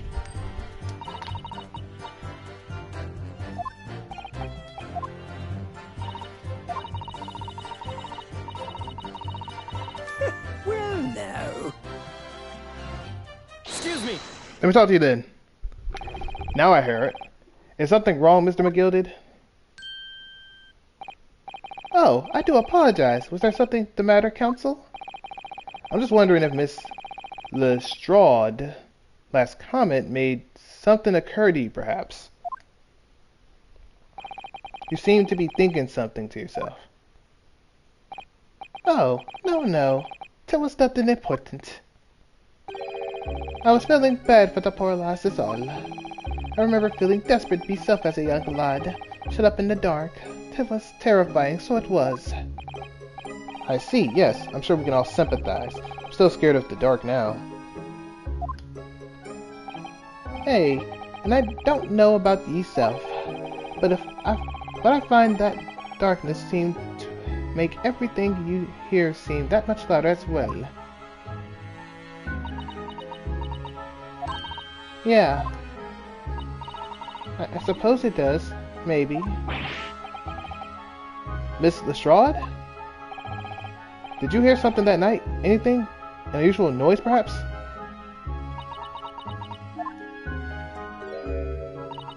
Nah, not really. All I could hear was the Irishman snoring. But Japers, there's no need to tell the whole world of me. Whipples, you little scamp. What a pity. If only Miss Lestrade had heard something, it might have given us a vital new clue. Yes. What should we make out of that last statement of hers? We're gonna have to say it's profound because, like, there's nothing else we can probably add.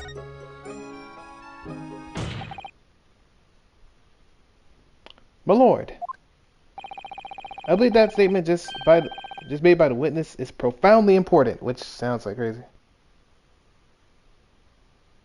Wait, what the heck?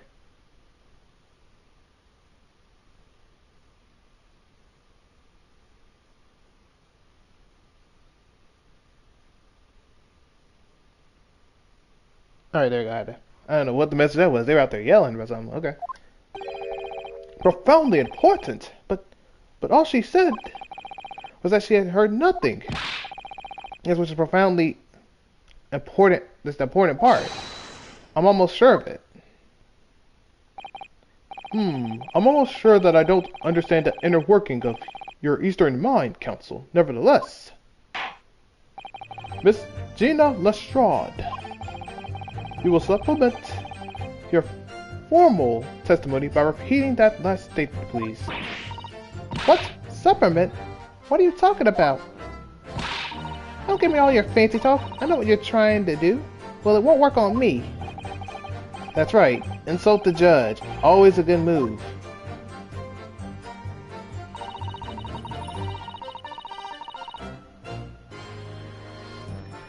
And okay, all you heard was snoring.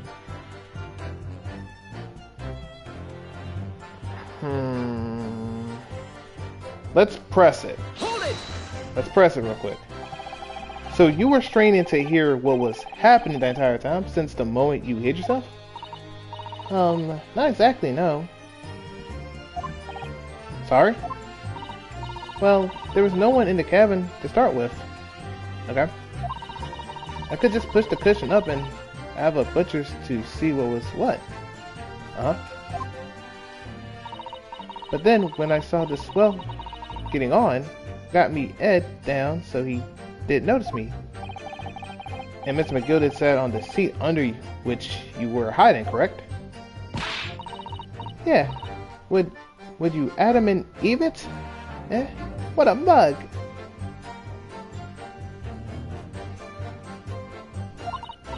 So then all I could do was listen.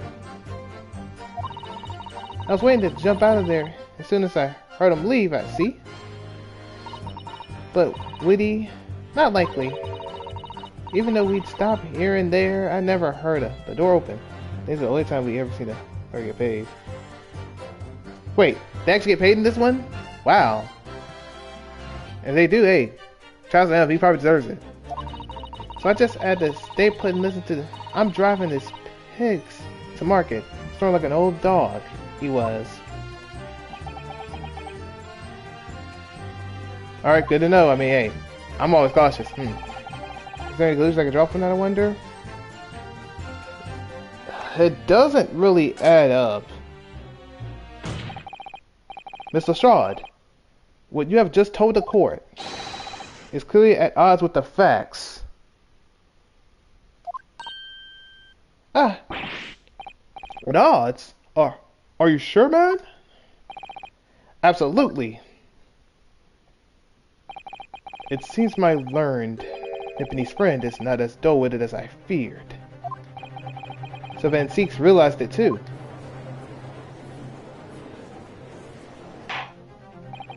Counsel, I must insist that you bolster your claim with evidence, or some complicit party's name at the very least.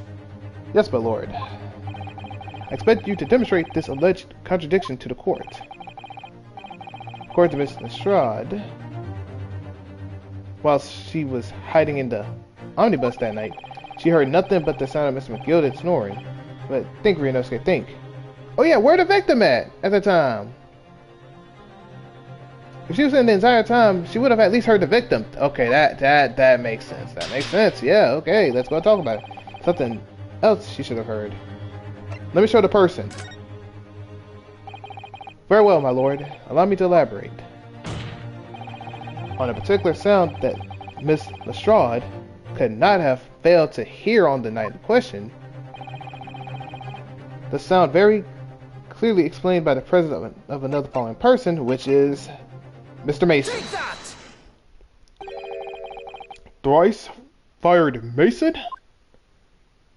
Indeed. Yes, my lord. The sound that Miss Lestrade could not have failed to hear is that of the victim, Mr. Mason, boarding the omnibus.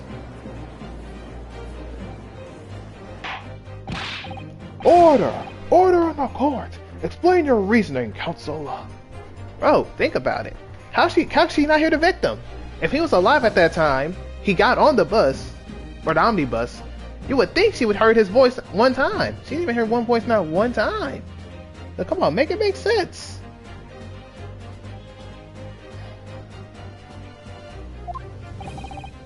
Miss Lestrade, allow me to confirm something. You claimed earlier that you were the first person on board the omnibus, is that correct? Yeah, of course I was. I got on. Hold up, I'll be honest. Give me a second. Hang on, my bad. Yeah, of course I was. I got on while the driver was in the pub, didn't I? And the next person to board the omnibus was Mr. McGilded? That it was. Not a soul was in the cabin when I climbed aboard. At least not in plain sight. So you were, to all intents and purposes, alone in the closed cabin of the omnibus at that time. Did I not just say as much? I wasn't traveling with anyone else, if that's what you mean. Yeah, I saw him get on. Remember? Through the crack under the seat cushion? He was on his own for sure. And from what we've heard, the carriage made a number of stops after that on its onward journey. During which time, did you not hear the door opening or closing at all? Nah, I never heard it. That's exactly what I was listening for, weren't I? Waiting for this swell to leave. In which case, when and how did the victim end up in the carriage? Ah! We know the victim collapsed inside the enclosed cabin of the omnibus. Therefore, Miss Lestrade's testimony or statement about what she did or did not hear is at odds with the facts. Huh. Yeah, there you go. There we go. There we go. We on our case now. Yes, this petty thief statement was clearly flawed. But why do I have to do that? Why can't you do that? You're the prosecutor. Can't you do that? That should be the most easiest job for you. Do it. Do your job, buddy. Lord Van Zeeks, you're not doing your job. Yes, he knew. He knew all too well that there was an inconsistency in Miss Lestrade's statement. It would seem words of thanks are in order for my learned friend. What are you talking about? You have demonstrated matters impeccably. This witness and her colorful statements are entirely unreliable. Her words are convenient untruths, nothing more. He's dead right. How could the victim possibly not have boarded the omnibus? That makes no sense whatsoever. This girl is a pickpocket. Let's not forget that.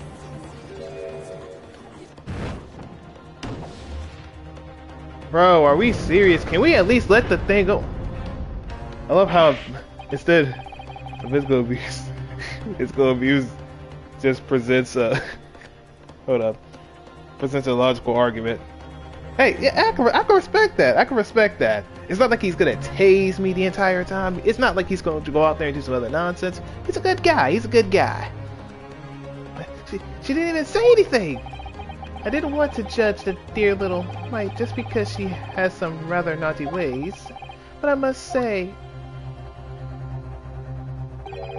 I can't abide liars. Neither can I! But Mr. Foreman? I didn't want to judge the girl just because she has some less than salubrious ways, but I must say, very racist but decent guy. Yeah, he a good guy. He a good guy, you know. He's like Kenny. racist, but he's a good guy. Decent guy after all. Good and all. But I must say, I cannot abide liars. Has he done that animation yet? What, you mean the point? You mean the point like that point? Or like, what animation we referring to? Like he broke the glass? He did his boots? I mean, he threw the glass at the fire? He broke the glass with his bare hands? He's done a lot of things. No, hold up. That's 5 jury members leading towards guilty. The boot? Yep, he's done the boot. He has done the boot one time. He has done the boot. Man, come on. Well, your consideration for others is refreshing, my Nipponese friend. To the considerable troubles you have spared me.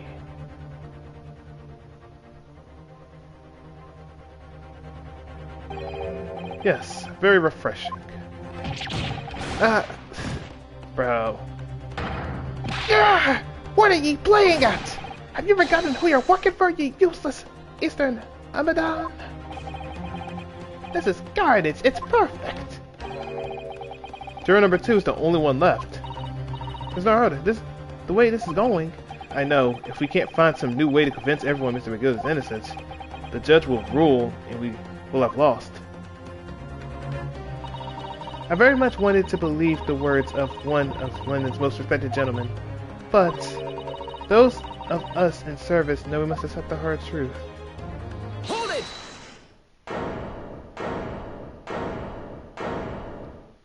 Is that me?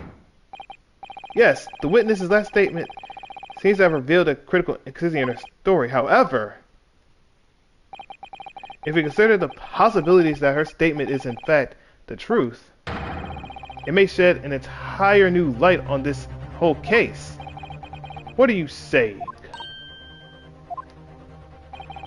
Counsel! I'm sorry, sir? Whatever do you mean? Counsel, I will not tolerate you attempting to prorogue my adjunction. You're not even doing anything. You're just sitting there waiting for a guilty verdict or hearing the not guilty verdict. Sit there, be a good boy, and wait. Let me cook. Sit. Explain yourself at once. When the accused boarded the omnibus on the night in question, the victim was nowhere to be seen. Subsequently, the carriage door was not heard opening a single time, as testified by the witness in the stand. And yet, the victim's body was found inside of the carriage. My voice is, I don't even know what I want to be. If this petty thief's words are to be believed, how do you explain the victim's miraculous appearance inside the cabin of the omnibus?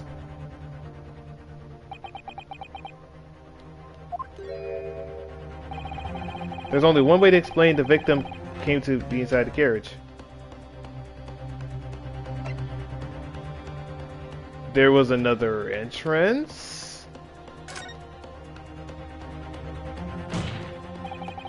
If the door wasn't opened even once, the only explanation is that the victim entered the closed cabin some other way. Objection! I wondered what new fantasies you'd come up with in your blind panic. Well, I mean, I can't help you on that one, bro. Like, there's a lot of stuff that could be happening. Behold, the omnibus is here for all to see. Only one side of the enclosed cabin is furnished with the door. The others only have windows, fixed windows, which cannot possibly be opened. In short, there's no entrance to the cabin other than the door. You forgot above. You forgot above, sir. You forgot above. Like, did he forget that you can go up here and open this thing right here? Did he forget this? Did he forget that this thing can open? Did he forget that he can open this and then dupe and then just go in? He could just do that. The only thing is, did someone close it? That's the only problem. Objection! Shut it! But there could be. There's only one possibility you haven't considered. Oh, really? Yes, one other way inside that isn't the door. Another opening to the use of which allowed the victim to appear inside the enclosed cabin. Alright, Counsel. The defense will identify the location. Here's the omnibus of which the incident occurred. Understandable? What on earth is this entrance by which you propose the victim enter the cabin? Right here. Take that! Right there. The answer is obvious. It can only be the skylight. I say the skylight! That's the only obvious way. Objection!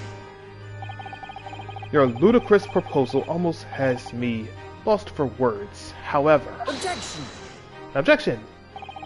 The skylight may well be large enough for someone to pass through. Objection!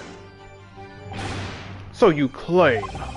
But do you have a shred of evidence to support your addle-brained theory? Go in there. Go ahead and do it. Go ahead and jump up there.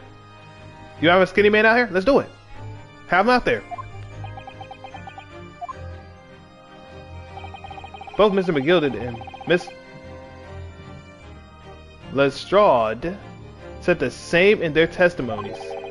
They each claim to have heard a loud thud, such as the noise made by someone falling to the floor.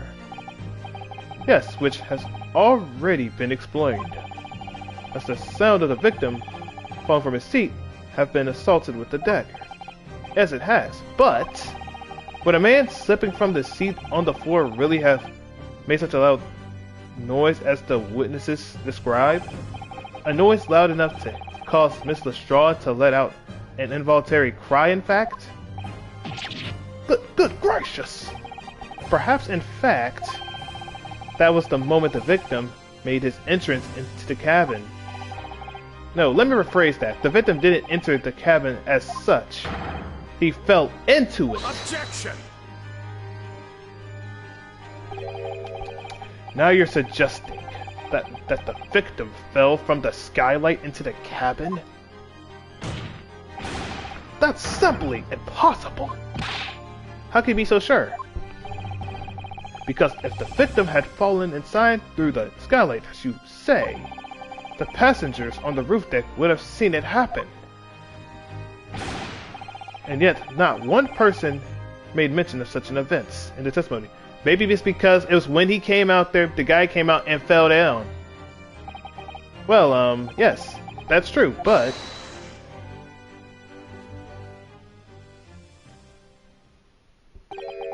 Might a humble fella make a wee comment here? Mr. McGilded? To be sure now, the two fellas who were sat on the rooftop that testified afore said nothing of the victim falling through the skylight. But it seems to me, my lord, that 'tis not so much a case of them not saying, but... Aye. 'Tis a case of them being unable to say. What? I think perhaps the two fellas do be having something of a compelling reason not to mention what happened. Would you not agree, fine ladies and gentlemen of the jury? Oh my goodness, surely not. Those two chaps on the roof? You mean the ones who stuck the knife in the men were... Ah!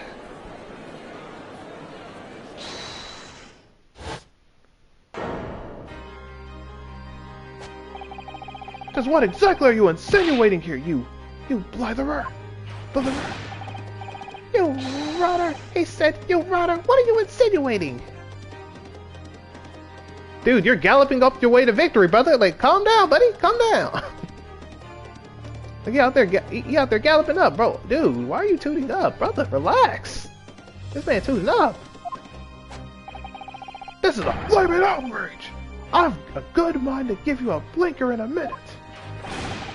He'll give you a shiner in a minute, he said, and so will I. Mr. Fairplay, you're effectively accusing me, a city gentleman and well-respected banker, and me, a very, very angry hatter. suggesting that someone like me could have stabbed that man in the guts. It's a disgrace. It's scandalous. It's I protest. I protest in the strongest possible terms. That's right. I protest too about you, you rotten scoundrel. Look at him. This man's a menace. McGillis like he fell into my trap card. But he went to a trap card or something. And how'd y'all get in here that quick? Y'all both got in there real quick. Order! Order! Order! This is not the time, witnesses! I will not permit this wanton invasion of the stand! Return to the anteroom at once! But this is beyond reason, my lord. It's an outrage! It's very hurtful, you know. My lord, if I may comment. Go ahead, Lord Von Seeks. It was the defense that incited this outburst from the witnesses. My learned friend has seemed to fit to abandon all protocol and accuse the witnesses without proof. Accuse? I never intended to. It seems, young Nipponese, that your command of the English tongue is wanting. Sounds like you're trying not to get in trouble with the merits. Feeling. Well, here's my thing. My grandma is in the other room. I don't want to yell too loud. Like, she is asleep. She's right there. Like, she is, like, right there. My mom and dad are down there. They do not care. They're good asleep. Like, she's right there, though. I'm not trying to wake them up too loud, but I think my grandma's in the bathroom right now, though. You propose to this court that the victim fell through the skylight from the roof deck of the omnibus. That hypothesis cannot possibly stand without the rooftop passengers being aware of the event. You have branded these gentlemen as lawyers. You have you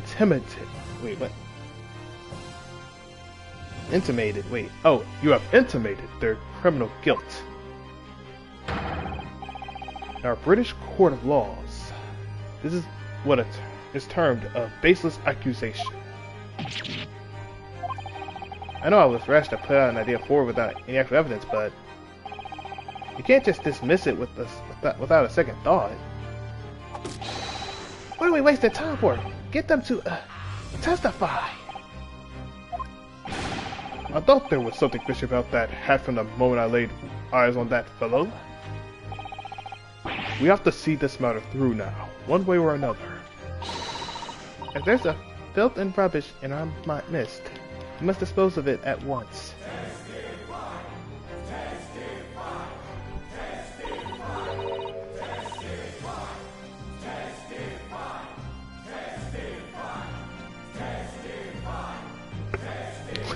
Just testify.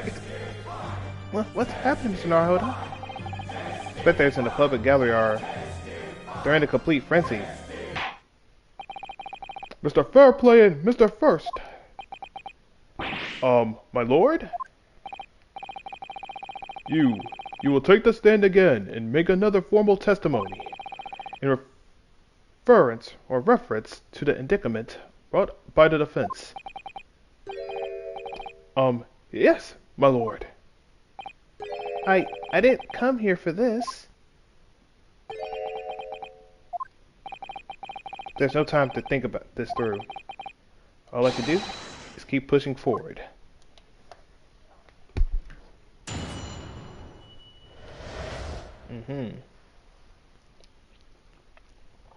But yeah, definitely, yeah. I mean, yeah, my parents don't mind if I'm doing this, though. I mean, they're, like I said, right now they're asleep right now. I mean, they're fine. As long as I'm not yelling too crazy. I just can't yell that crazily around. But, yeah.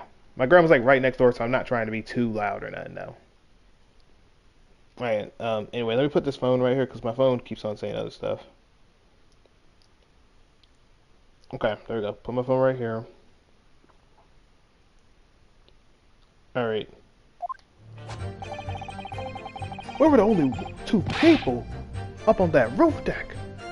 Dead or alive, I can swear to that. If anything had happened, we were sitting there. Don't you think one or the other would have noticed? In any case, neither of us knew the first thing about the victim. We had no reason to kill the man. Well, I mean, you do have a dude with a debt. You have a debt. So I can't say much about that. So that could be a reason. The skylight was shut the entire time, I tell you. Couldn't possibly have opened it. Well, the guy couldn't, but the thing about it is, you could just be paid to keep silence. If you're so sure the victim fell through the skylight, where's your proof?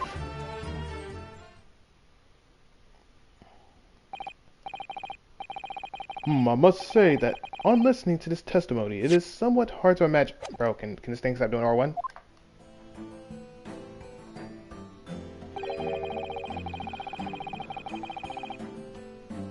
There we go. Okay. How either witness could have performed any malevolent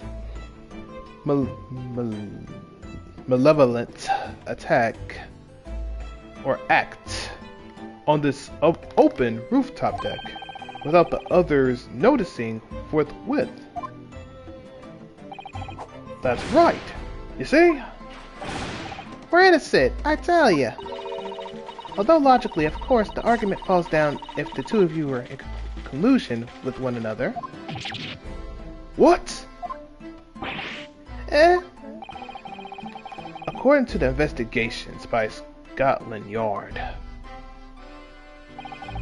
the two witnesses share no common dealings. Ha! Well, I don't trust coppers any more than I trust thinking rich. Something doesn't feel right here. The trial's going in our favor, really. So why do I feel uneasy? Counsel for the defense, over to you. Your cross-examination, please. Oh, yes, my lord.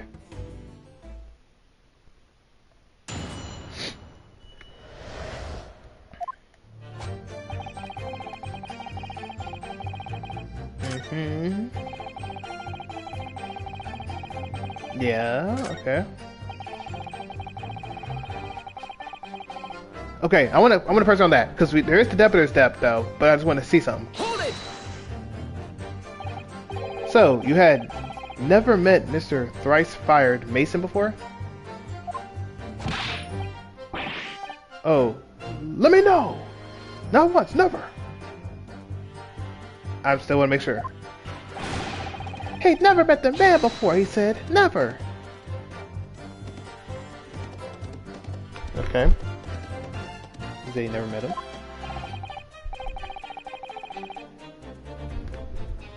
And you, Mr. First?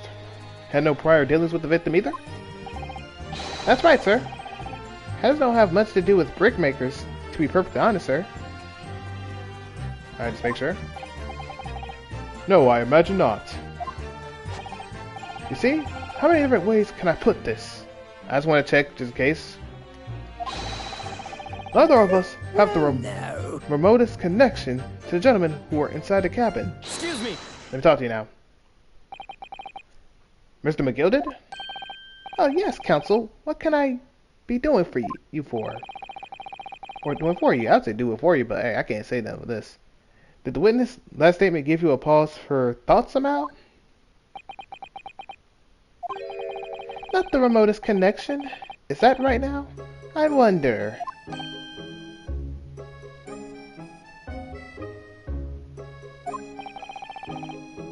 What are you insinuating now? Ah, Mr. Fairplay. It has been too long, so it has. Huh? If I'm not very much mistaken, I believe 'tis fast approaching, is it not? Your repayment debt and date. I beg your pardon? You borrowed 20 guineas from me, sir. An unconsensual right of interest. You tricked me. It's extortion. Well now, is that a touch of begrudgery, is it? The sort of begrudgery that might motive a fella to pass his crime off on another? Urgh. And young Mr. First, But me, sir? What do you want with me, sir? You be making hats for a living, do you not? That there top hat sliding about on your head, is that one of your own creations? It isn't? Oh, well, I'm still just an apprentice, you understand? I'm learning to find the perfect fit for whatever fine gent walks through the door. The perfect fit, is it? Well, it's a very distinct design, so it is. Many customers like it, I tell you. They like a distinctive touch. Customers, such as thrice-fired Mason. There was a photographic print of the victim submitted as evidence for my lord. Oh, you mean this? I can't help thinking about the poor fellow's hat looking distinctly familiar. Wouldn't ye say? Oh! That's one of my hats! Hey, that is! So it would seem the brickmaker was a customer of yours. The sort of customer I'd wager you could have had a wee quarrel with over the distinctness of the goods. Oh, no, sir. Absolutely not, sir. Well, there's really nothing more to add. It wouldn't be right to say that the two fellows here haven't the remotest connection to the victim, you see. I rest my case. You little weasel! Urgh. He's better than this than I am. Gosh, Mr. McGilden has certainly been thorough in his research, hasn't he? Please, don't let me, little interruption, hold up proceedings.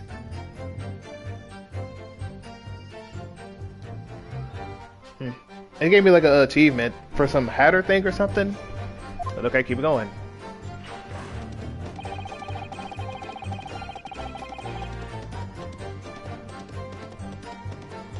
Crap, my back is hurting. Hold it!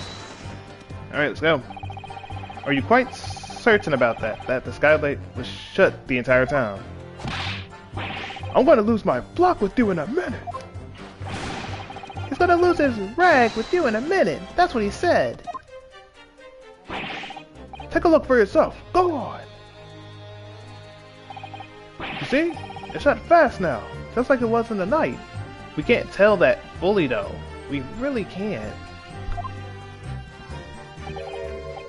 So it is. Of course, a fella the size of Mr. Mason could likely break right through it. Still and all. What? Just look at the size of the thing. You understand. Now you hold on a minute, sir. The size of the thing means nothing. Not on its own. Let's consider the bigger picture here, shall we? Let's stop biting our canes, shall we? I was riding on the omnibus on another occasion when well, I broke wind loudly. I shocked myself with it, as it happens. This is an unexpected confession, Mr. First. Oh, I just mean to say, well, the point is I tried to open the skylight, you see? But just my luck, I couldn't make it budge. The stench was terrible. Everyone was looking daggers at me, sir. I went as red as rogue. I did. Are you expecting me to sentence you? Because if you are, I can. I mean, it's not that hard of a deal. Just let me know. I can do it after this case. No, sir. The point is, the skylight can't be open. I tried and tried when I was inside that cabin of shame. Excuse me.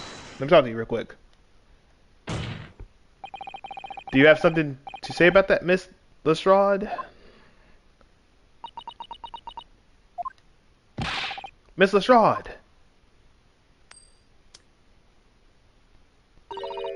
It opens. Okay, instantly she just said, yeah, it opens.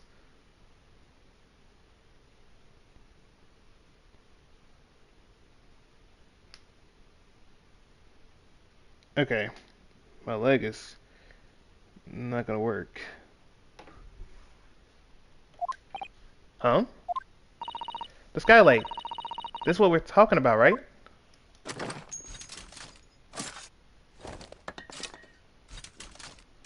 Bro, don't. All them skylights open, dead easy. More easy than you can load that weapon. That's a lie, I tell you. Otherwise, when I broke wind, You can't do it from the inside, you mug.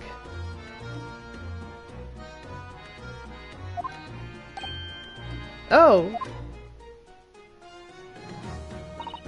Look, a few weeks ago, I was up on the roof deck of one of them drags. And I had a great haul, I mean. I had purses coming out of me ears.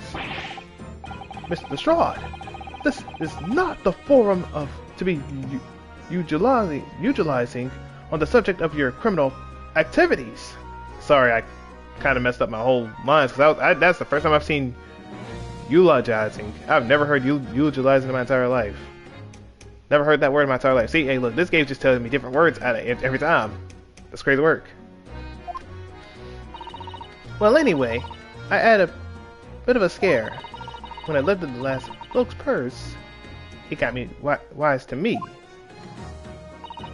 All four of them surrounded me, so I couldn't hop off the bus and leg it. So what I did, I used the skylight, opened the catch, and jumped right through. What? Yeah, the catch for them skylights is on the top side. That's why you can't open them from the cabin. The skylight opens from the roof deck? I was thinking that, yeah, that's what I was saying at first. You just gotta go on the top with it, open it from the thing, because you can't open it from the low, you have to open it from the top. Bailiff! Climb up on the roof of the omnibus at once and verify this witness's claim. Who claims?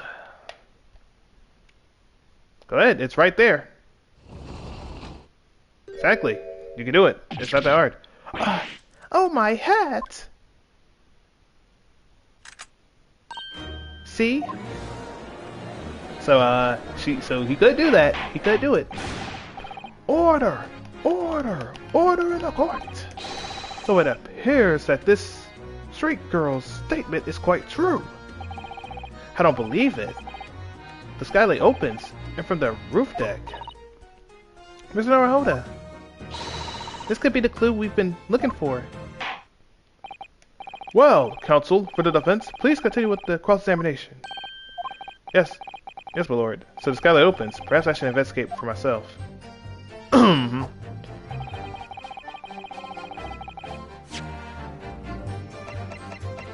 Alright, let's go.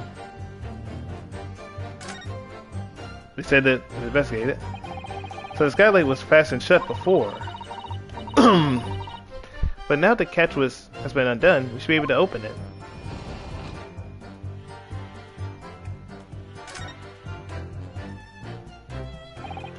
You can certainly see the inside of the carriage through this opener, that's for sure. Yes, and there's a lamp in the enclosed cabin. So I'm sure the witness would have been able to see quite clearly. That's not good for us.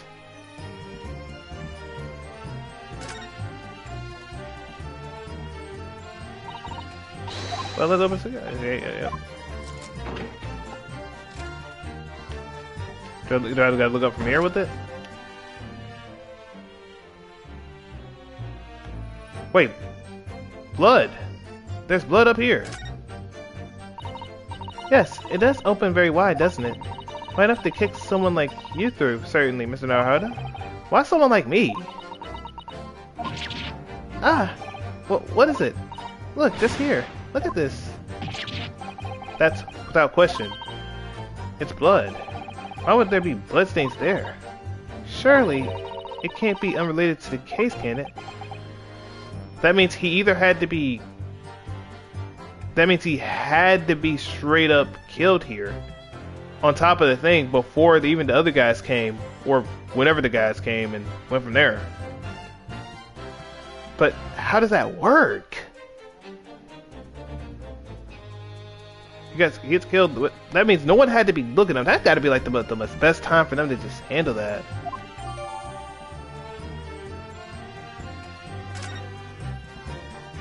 All right, I guess I have the thing. Okay, so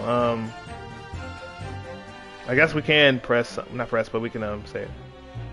All right, let's save here.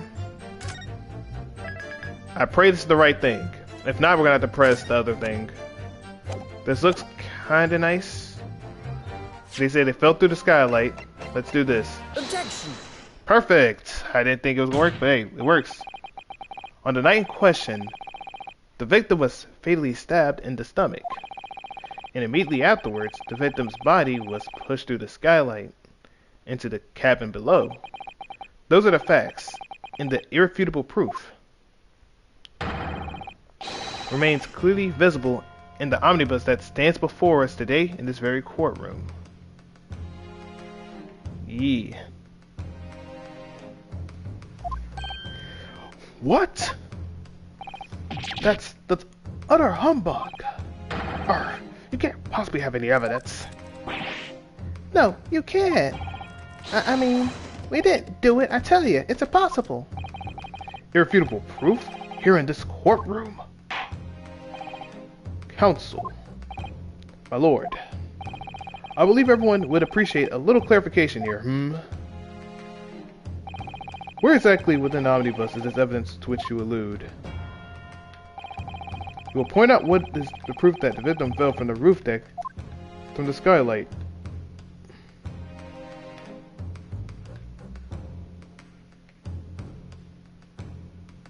Got it! By Jupiter! Is that blood? Yes, it is. And I'm getting me some water while I'm at it.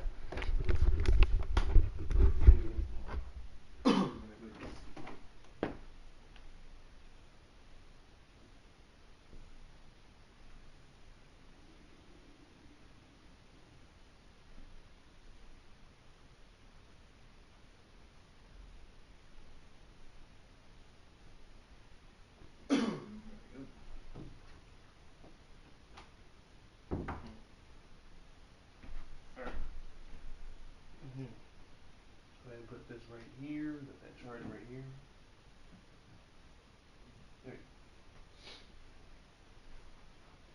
There you go.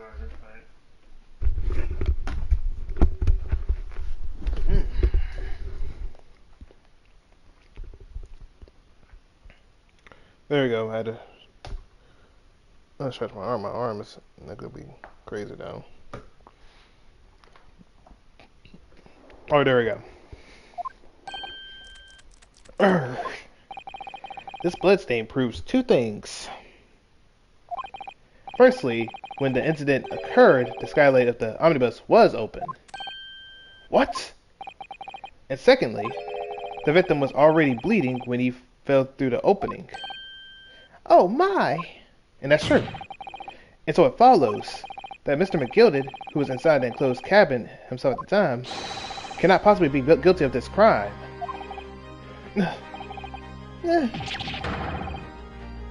I'm not saying no. I'm like, no! That's the best I can do for y'all.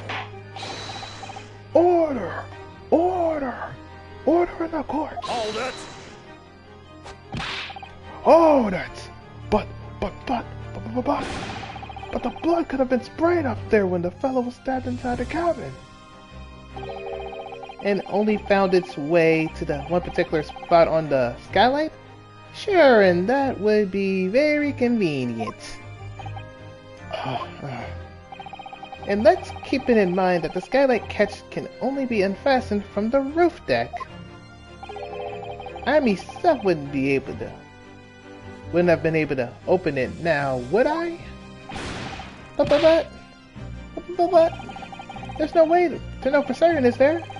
It didn't really fall through the skylight. I mean, bro, he fell. Dude, he fell from here. Hold up. Ignore this. Dude. He fell here, got stabbed, Right here. Boom. Ah! Splat. Oh, the man picks him up. Boom. Let's set him here. Boom. Congratulations, there's blood right there. What else do we need? What else do we need? You got the proof there. Why don't you have a good look at the floor under the cabin, between the two seats, Mr. First? Indeed. It's right there. 'Tis all too plain if ye see. At the aftermath that shows the poor fella dropped from a very fair height right there, so it is. What? No! But it can't be. It's all lies! My fellow juror remembers. I think we all can agree that this is a clear proof of the defendant's innocence, can't we? I believe we can, sir. It's all clear to me now where the filthy rubbish can be found in this court. So, they thought they could pull the wool over my eyes, did they? Yeah, she's typing fast. I ain't gonna lie. We need a lady like this that's fast on her hands like these. We definitely need these. I won't tolerate any of the guild's carriages be sullied with blood. I won't tolerate it. Oh, I always knew that nice gentleman who gave us that delightful park couldn't have done such a thing. Yeah, that's not the cap. On the three then, everyone. 1, 2, 3. Objection! Oh yeah, that he said, nah, let me stop that real quick. You doing too much nonsense out here. A chilling performance, Mr. McGilded. Oh, and what would ye be referring to there now, Lord Van Zeeks? A blood stain on the frame of the skylight? Such evidence is null and void. What? Why? That makes no sense. Why? For one extremely simple reason. That smear of blood never existed.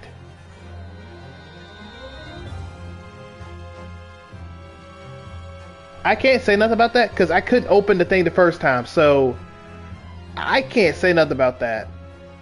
But wait, how do you know? Did you ever check this? Did you ever check it? Objection! What? What are you talking about? It's there for all to see. It's clearly blood. Objection! I personally attend Scotland Yard's investigation of the omnibus. The officers involved went over the carriage with a fine-tooth comb. What's that? So I can state with absolute surety. No such smear of blood existed in the carriage. At least not until this trial began. But are you suggesting, Lord Van Zeeks, that this stain of blood was fabricated, my lord? Yes. And while this court has been in session. What? This is so much nonsense going on. What a palaver. I must say I didn't expect such a crude reasoning from a prosecutor of your standing, Lord Van Zeeks. But I am Magnus McGilded, a fellow known all over the capital for his fine contributions to public life. I don't take kindly to slander. I'll fight to the bitter end. Even if it's rolling on the tongue of the Reaper of the Bailey. Mr. McGilded, I realize that this is your first appearance in court as the accused. However, I am well aware of your involvement behind the scenes in a great many affairs of dubious nature. You are very adept when it comes to avoid getting yourself and getting your own hands dirty. And each time it happens that a case you're involved in is investigated, you adapt the facts. Adapt the facts?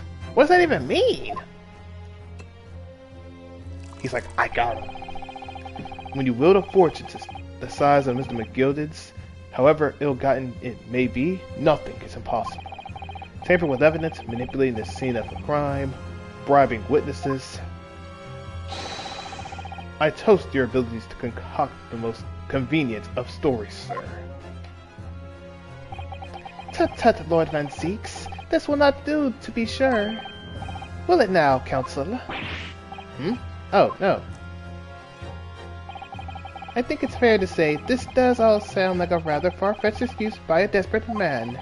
The blood on the skylight didn't exist, ye say. But if you will all cast your minds back, is it not true that the omnibus there has been in the courtroom the entire time?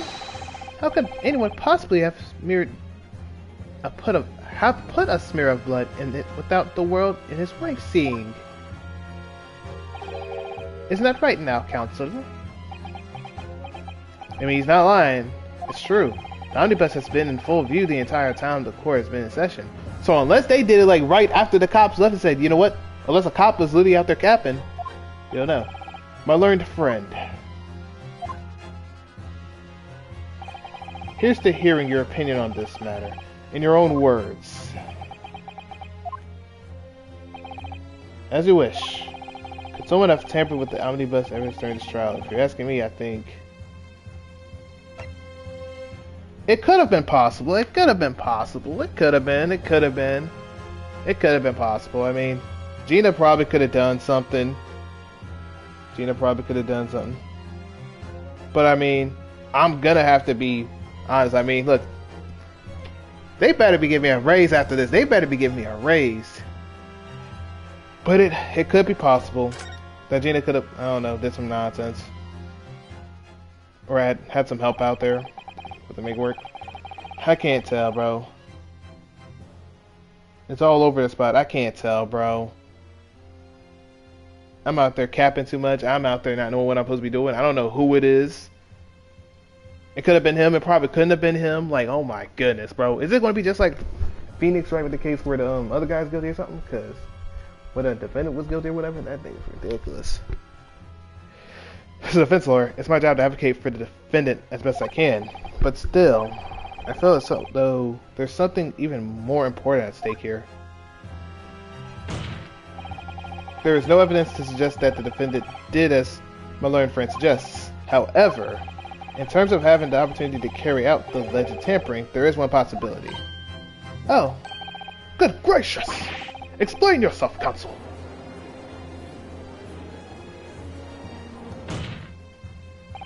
Yes, there is. It seems my learned Nipponese friend has no intention of running from this deceit. Deceit? I'm sure everyone still remembers clearly the recess that we were forced to take. There you go. That I agree with. That's why I said it had to be her, because she did that little thing with the smoke. Something happened. As a result, the smoke grenade fired by the witness currently in the stand, Miss Gina Lestrade. Lestrade, my bad, not Lestrade, but Lestrade.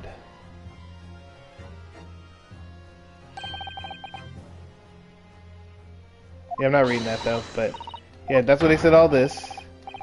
There's a, yeah, make sure it's all good.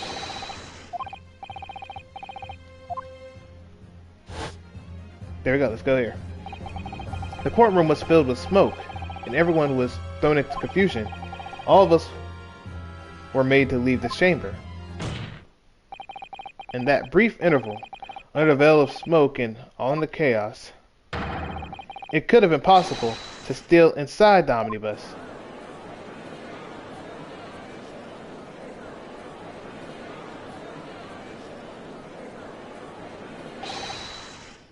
Are you wise?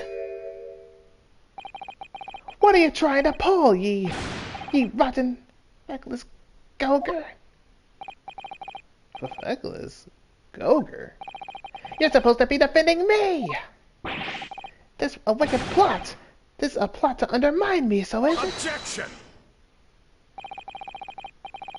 Whatever you thinking this is, it changes nothing. The facts are the same. After this courtroom was evacuated earlier as a result of the smoke grenade, a number of inconsistencies materialized in relation to the omnibus. And that's facts. I will agree with that, because every time something happens, there's something going on. I will agree with that. Because every time, look, when you open the thing, I never opened the thing, but there's blood right there. That's terrible. Then you go up there, then there's blood under the thing. Then there's blood on the other thing. Then there's blood right here. It drops right here. I never seen blood the first time, but there's blood here. But the blood always been here. And every time there's always some weird other inconsistency going on. Every time. Then we went inside the thing. It was nothing there apparently. Everything was all over the spot, all over the place. Inconsistencies, such as a whole bunch of them. To start with, the storage compartment underneath the rear passenger seat. Yep, because there was something in there, but apparently it's all empty. When the police investigated the omnibus, this compartment was filled with the driver's items. That is true, that it was. Secondly, we have the smear of blood on the edge of the skylight. That's fair. As I've said, that was not present at the start of the trial this morning. And the blood below, I didn't see that either, really. Unfortunately, Lord Van Zieks, no one is able to corroborate your claims. That's true. When the omnibus was first wheeled out, both the storage compartment and the skylights were shut. Accordingly, I'm afraid to say we cannot establish with any certainty if this evidence is the result of tampering or not. Indeed, my lord. No doubt there was not a single person who saw fit to verify such things. What do you think? Sorry?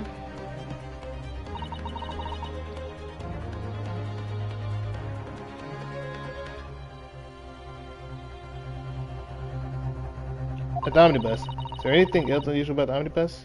Yes! Dude, the blood on the floor! Literally! My lord. Yes, counsel? There is one further inconsistency. A mark that surely could not have been present at the start of the trial. What? What in the devil's name are you gonna say now? If you dare betray me, you little maggot, you better start washing your back. Silence, McGilded. The court awaits the defense's clarification. This trial keeps swinging one way and then the other. I have no idea what's the truth and what's deception. What am I supposed to believe here? I shall have to ask you to elaborate, counsel. Where exactly is this alleged mark that you claim appears to have something during the trial?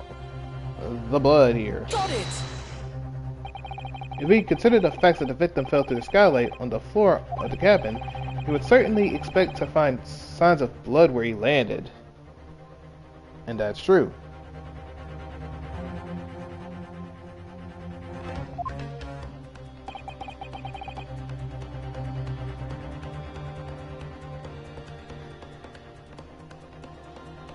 There you go. But as far as I recall, this blood stain on the cabin floor was not there when the omnibus was first brought into the court room. Good Lord!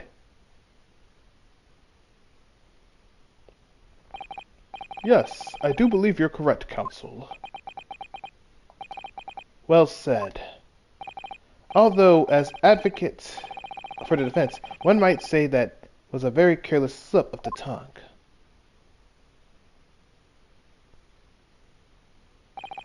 I believe that the bloodstain on the floor is a decisive piece of evidence. But if the question is whether the evidence is genuine or whether it's unlawfully fabricated by someone, I feel compelled to admit that there's at least one possibility that the evidence is fake.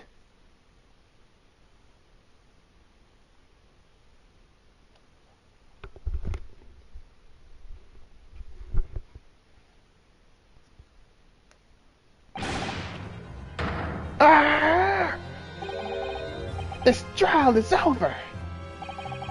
Mr. McGilded? I've done everything I possibly can to cooperate with the court, but it's all over now. But you're the defendant. It's over, I tell you. Memory, recollection, what people think they saw, it's all nonsense. Facts are what counts. And the fact is, the bloodstain is there now. Well, and over the course of this desperate trial, long and extremely drawn out as it has been, the good-for-nothing reaper of the Bailey has failed to present any evidence, or any decisive evidence at all. I'm scandalized, so I am. I thought better of Lord Van Zieks. Well, my lord, I must concur with the defendant. The unaffirmed recollection of an individual cannot stand as evidence. At this moment in time, the particular bloodstain in question is very much in existence, in an absence of any credible method by which to prove its alleged previous non-existence. I regret to say that it would be improper for this trial to continue.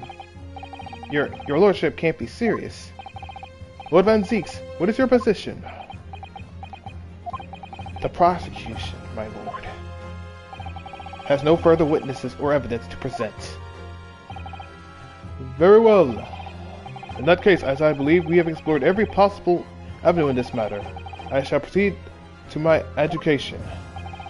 As formality, I am of course obliged to confirm with the defense first.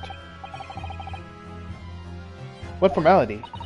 As things stand at the moment, it would seem that Mr. McGilda will be found not guilty.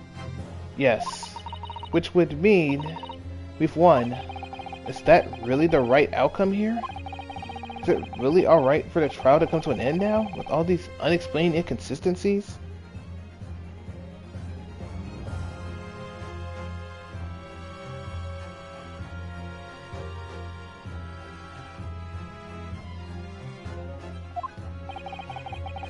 Counsel for the defense, your closing statement, please.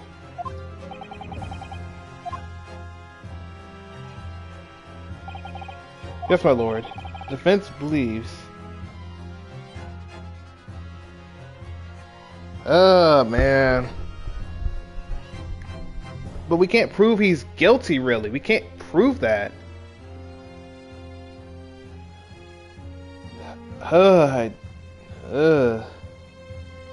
It's ridiculous, though. That's ridiculous, bro.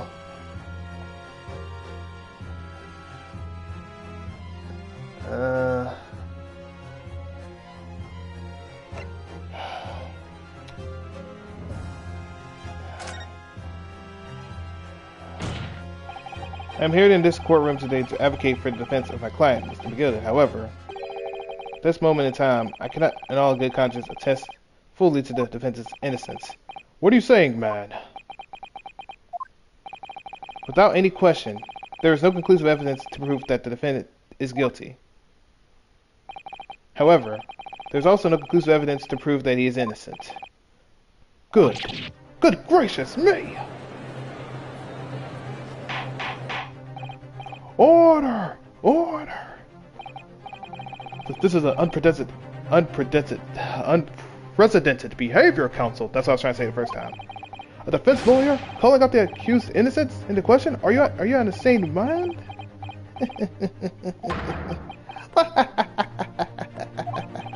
Oh, this was a great decision to appoint you as my lawyer, so it was a grand decision. What? I must say, I didn't expect quite such an exciting spectacle at the end there, but still. Here, have this for your troubles. Your job here is done, fella. And some fine work you've done, so you have. What do you mean? Just as the right honorable gentleman so succinctly put it forth, the trial can't go on anymore. And your closing statement there was, how did he put it now? Nothing more than a formality.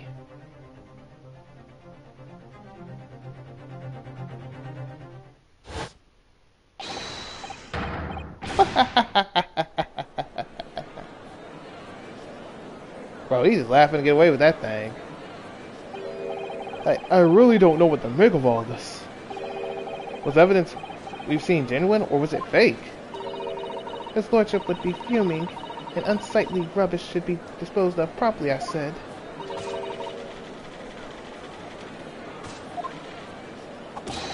The stinking wretch are always guilty of something, you... Mark my words!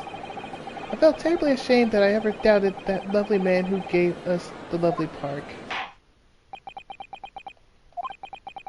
Now that proceedings have unfolded in this way, I am compelled to declare a premature end to this trial. Furthermore, the court must accept the defendant's plea.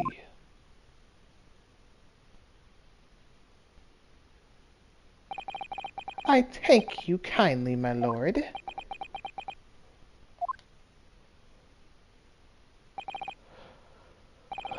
I hereby pronounce the verdict of this court.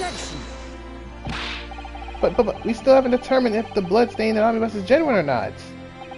We don't even know if these witnesses are telling the truth or if a pack of lies. We have no idea about the truth. Lord Van Zieks, my lord, the case made by the prosecution was flawed, plain and simple. If indeed the omnibus presented as evidence was tampered with, the prosecution is at fault for allowing such a disgraceful perversion of justice to take place. My sincerest apologies, my lord. But wait! When we were evacuated from the courtroom, Lord Van Zieks ordered the evidence to be secured.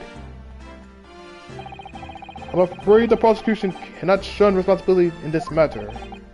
That's so unfair. The culpability of the defendant has not, at the present time, been established by this court. Consequently, the jury will not be required to proffer judgment. What? Well, Lord Van Zieks, it's been a pleasure, so it has. And as for you, my dear fella, I couldn't have asked for a better defense. Do you mean to tell me that this has all been a grand waste of time? 'Tis the law of the land, my good man. If you'd like to pursue this matter further, you can always go ahead and try to change the law. Which, that's what we're trying to do. Magnus McGilded. Oh, good grief. You've more to say to me, Aggie? Just one thing, a warning. This is a far from over. Well, something to be looking forward to then.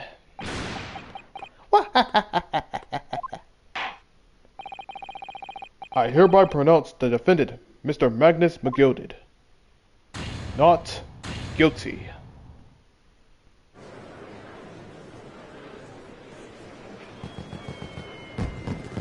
This don't really feel like a celebration. This doesn't feel like a celebration at all. It really doesn't. It kind of is, but it kind of isn't. Like, it just feels like a, I can't believe it. This is not raised. They should have examined the evidence more. What are you talking about? The man's cleared. He's innocent. That's the problem. The evidence ain't even fully clear. This just feels like a complete, like, incomplete thing. Nah, we need to change the evidence. We need to change this stuff. But the courtroom in pandemonium for the second time that day, the judge delivered his verdict. And our first ever trial in Great Britain came to an abrupt end, with the defendant being found not guilty. Ostensibly, a victory for us. I don't know what that word is. That's ridiculous. February 18th, 5:14 p.m. The Old Bailey. Defendant's antechamber. That certainly was a long trial. Ah, yes, it was. Your first ever trial on foreign soul, and your very first victory. It was a wonderful performance. My heartfelt congratulations. And to you too, Mrs. Sato. Thank you for your assistance. I suppose we should be happy? The trouble is, we're still completely in the dark about what actually happened. Well, we didn't have enough time. But isn't it wrong? I mean, who was actually responsible for Mr. Mason's death? We don't even know that. The sole aim of the defense is to obtain a verdict that exonerates the defendant. You carried out your duty to perfection. Hey, that you did! Mr. McGilded. And that girl's with him too. Well, it seems that the stories are true. Oh, what stories? About the 6 enormous fireworks they do be letting off when the verdicts of not guilty. And I'm sure you must have seen them now. Spectacular, wouldn't you say? Yes, definitely.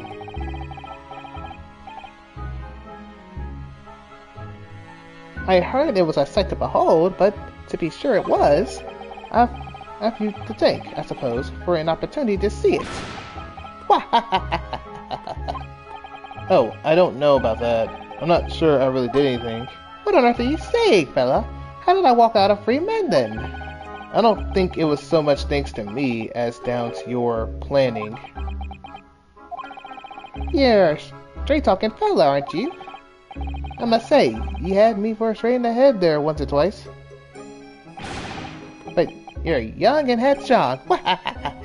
And 'tis water under the bridge. Congratulations, Mr. McGilded, on having your name cleared. But nothing's resolved. There's one thing that matters to me. Oh? Hey! They've all seen that I didn't do the odious and abstinent deed. 'Tis grand, is it not? I suppose it is.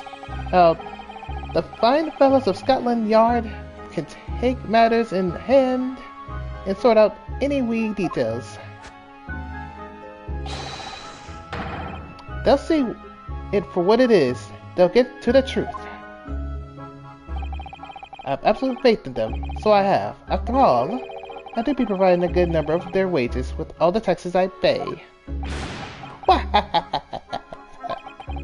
It's not that funny. So then, as we agreed aforehand, 1,000 guineas for your troubles, fella. Oh, no, I couldn't possibly set that much. Be whist. You're humble people, are ye? You from the east? Well, if you insist. But have this, still and all. You deserve a reward. Mr. Magnus McGilded. Everything is ready, sir. If you'd like to follow me into the courtroom. Into the courtroom? What's this, officer? 'Tis sooner than I was led to believe. I hope it's not inconvenient, sir. There were some changes to the schedule. Well, I must be making tracks now. 'Tis time for the inspection. What? Sorry, what inspection? They're going to examine the omnibus again, so I'm told. I asked if I could be present for it myself. They're going to examine it again? Now? And they didn't want to examine it the first time about it? Naturally, I'm under no obligation to take part in any more of this matter now. But as an upstanding member of London society, I do be doing me best to help wherever I can. It's a gentleman's duty, so it is. So then, fare thee well. It was an absolute pleasure meeting you. I'm sorry, I yawned when that happened too. I hope you're having a whale of a time whilst you're studying here in Great Britain. And there he goes, a free man. Oh, I forgot she was here too. You ain't gotta shoot nothing. You really don't gotta shoot nothing. Don't move! Whereas, I want to say, get a move on. She really does take forever to load that thing. Miss Lestrade, would you mind putting that thing down? You're grown up. Sorry. And I ate all grown-ups. There you are. Naughty, running off like that. Is this some kind of picnic? Whose little girl is this now? And taking that with you as well. Okay, I'm guessing he's referring to her. I was looking for you to the trial run of my experimental smoke grenade launcher. Ha! Hey, that's crazy, Clay. How you doing? Oh, do you want to play? You won't beat me. Oh, that's a better rocket launcher kind of gun. I don't think she want to fight that. Grr. Excuse me, but who are you? Oh, good day to you. I'm, well, the inventor, I suppose, of that machine. The inventor? Well, normally, most grenades, aren't so dull, don't you agree? White, and more white. If you have to be shrouded in darkness or smoke, it could at least be a pretty color, I thought to myself. Yeah, fast should be tomorrow. The problem is, I would have to probably do it around like 5 or 6. ish if I'm doing Phasmophobia tomorrow. Because I gotta do something with WWE 2K24, and I forgot what's after Phasmophobia. Do we have to be shrouded in smoke though, at all? I just took my eyes off of it for a moment whilst I was changing onto a different omnibus, and she pinched it. Makes sense. You said, alright? Okay, I gotcha. 5-6 will be probably the better bet, though. Luckily, I fitted it with a telegraphic beacon. What? I have no idea what this girl's talking about. Anyway, you're coming with me now. Back to my laboratory. What? What for? To apologize, of course, silly. To my tactician. What? You mean, say sorry? You must say sorry when you've done something wrong. Surely an adult has told you that before. An adult? Huh. I don't want to know adults. Well, this gun's gonna make you say goodbye in a few minutes. Come along then, follow me. You better listen what she said. She got that gun. Fine, have it your way. Oh good, you see? I know you'd want to do the right thing in the end. I'm fairly sure that's what she wants not to get shot by that massive gun of yours.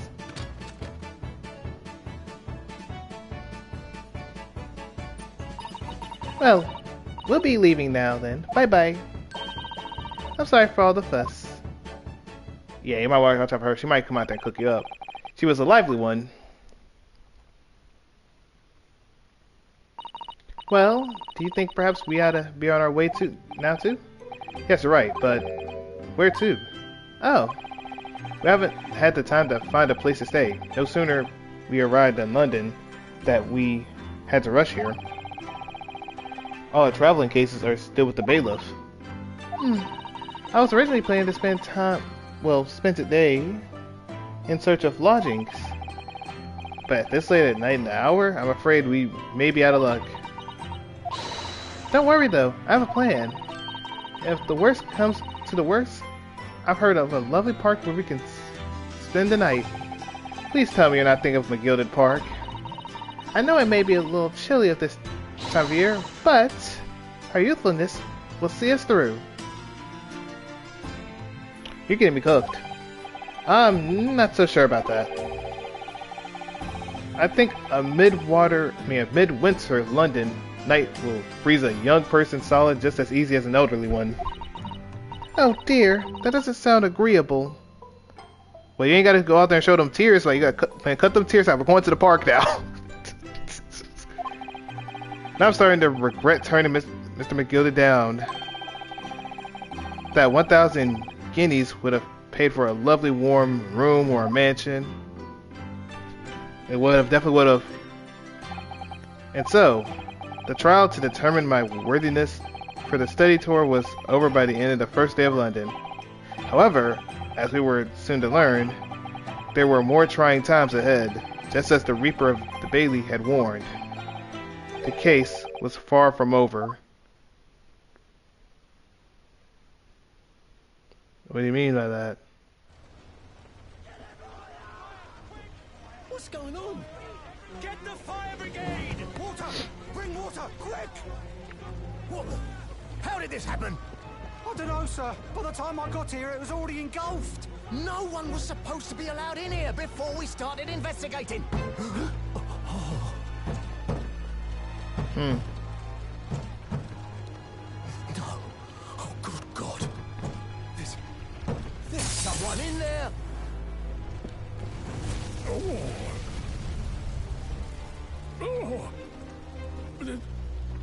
This can't be.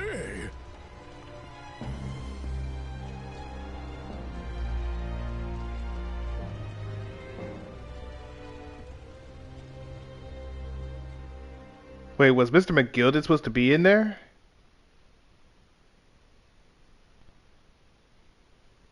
Wait, was Mr. McGilded actually in there?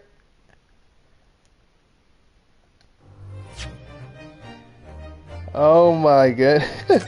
Oh my goodness, Chad. Oh no, what the heck?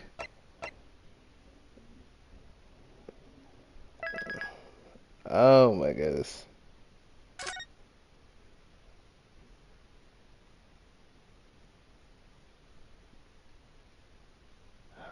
my goodness, chat. I don't know how to feel, bro. Like, I mean, that's the case, chat. I mean, we did it. We did it. I mean, we beat the case of the adventure of the runaway room. That I still don't really feel like it's a win. But yeah, chat. We'll stop it here. Thank y'all for showing love on the stream. I will see y'all tomorrow, though. It's crazy work, but yeah, I'll see y'all then. Wait, actually, wait a minute. Wait a minute.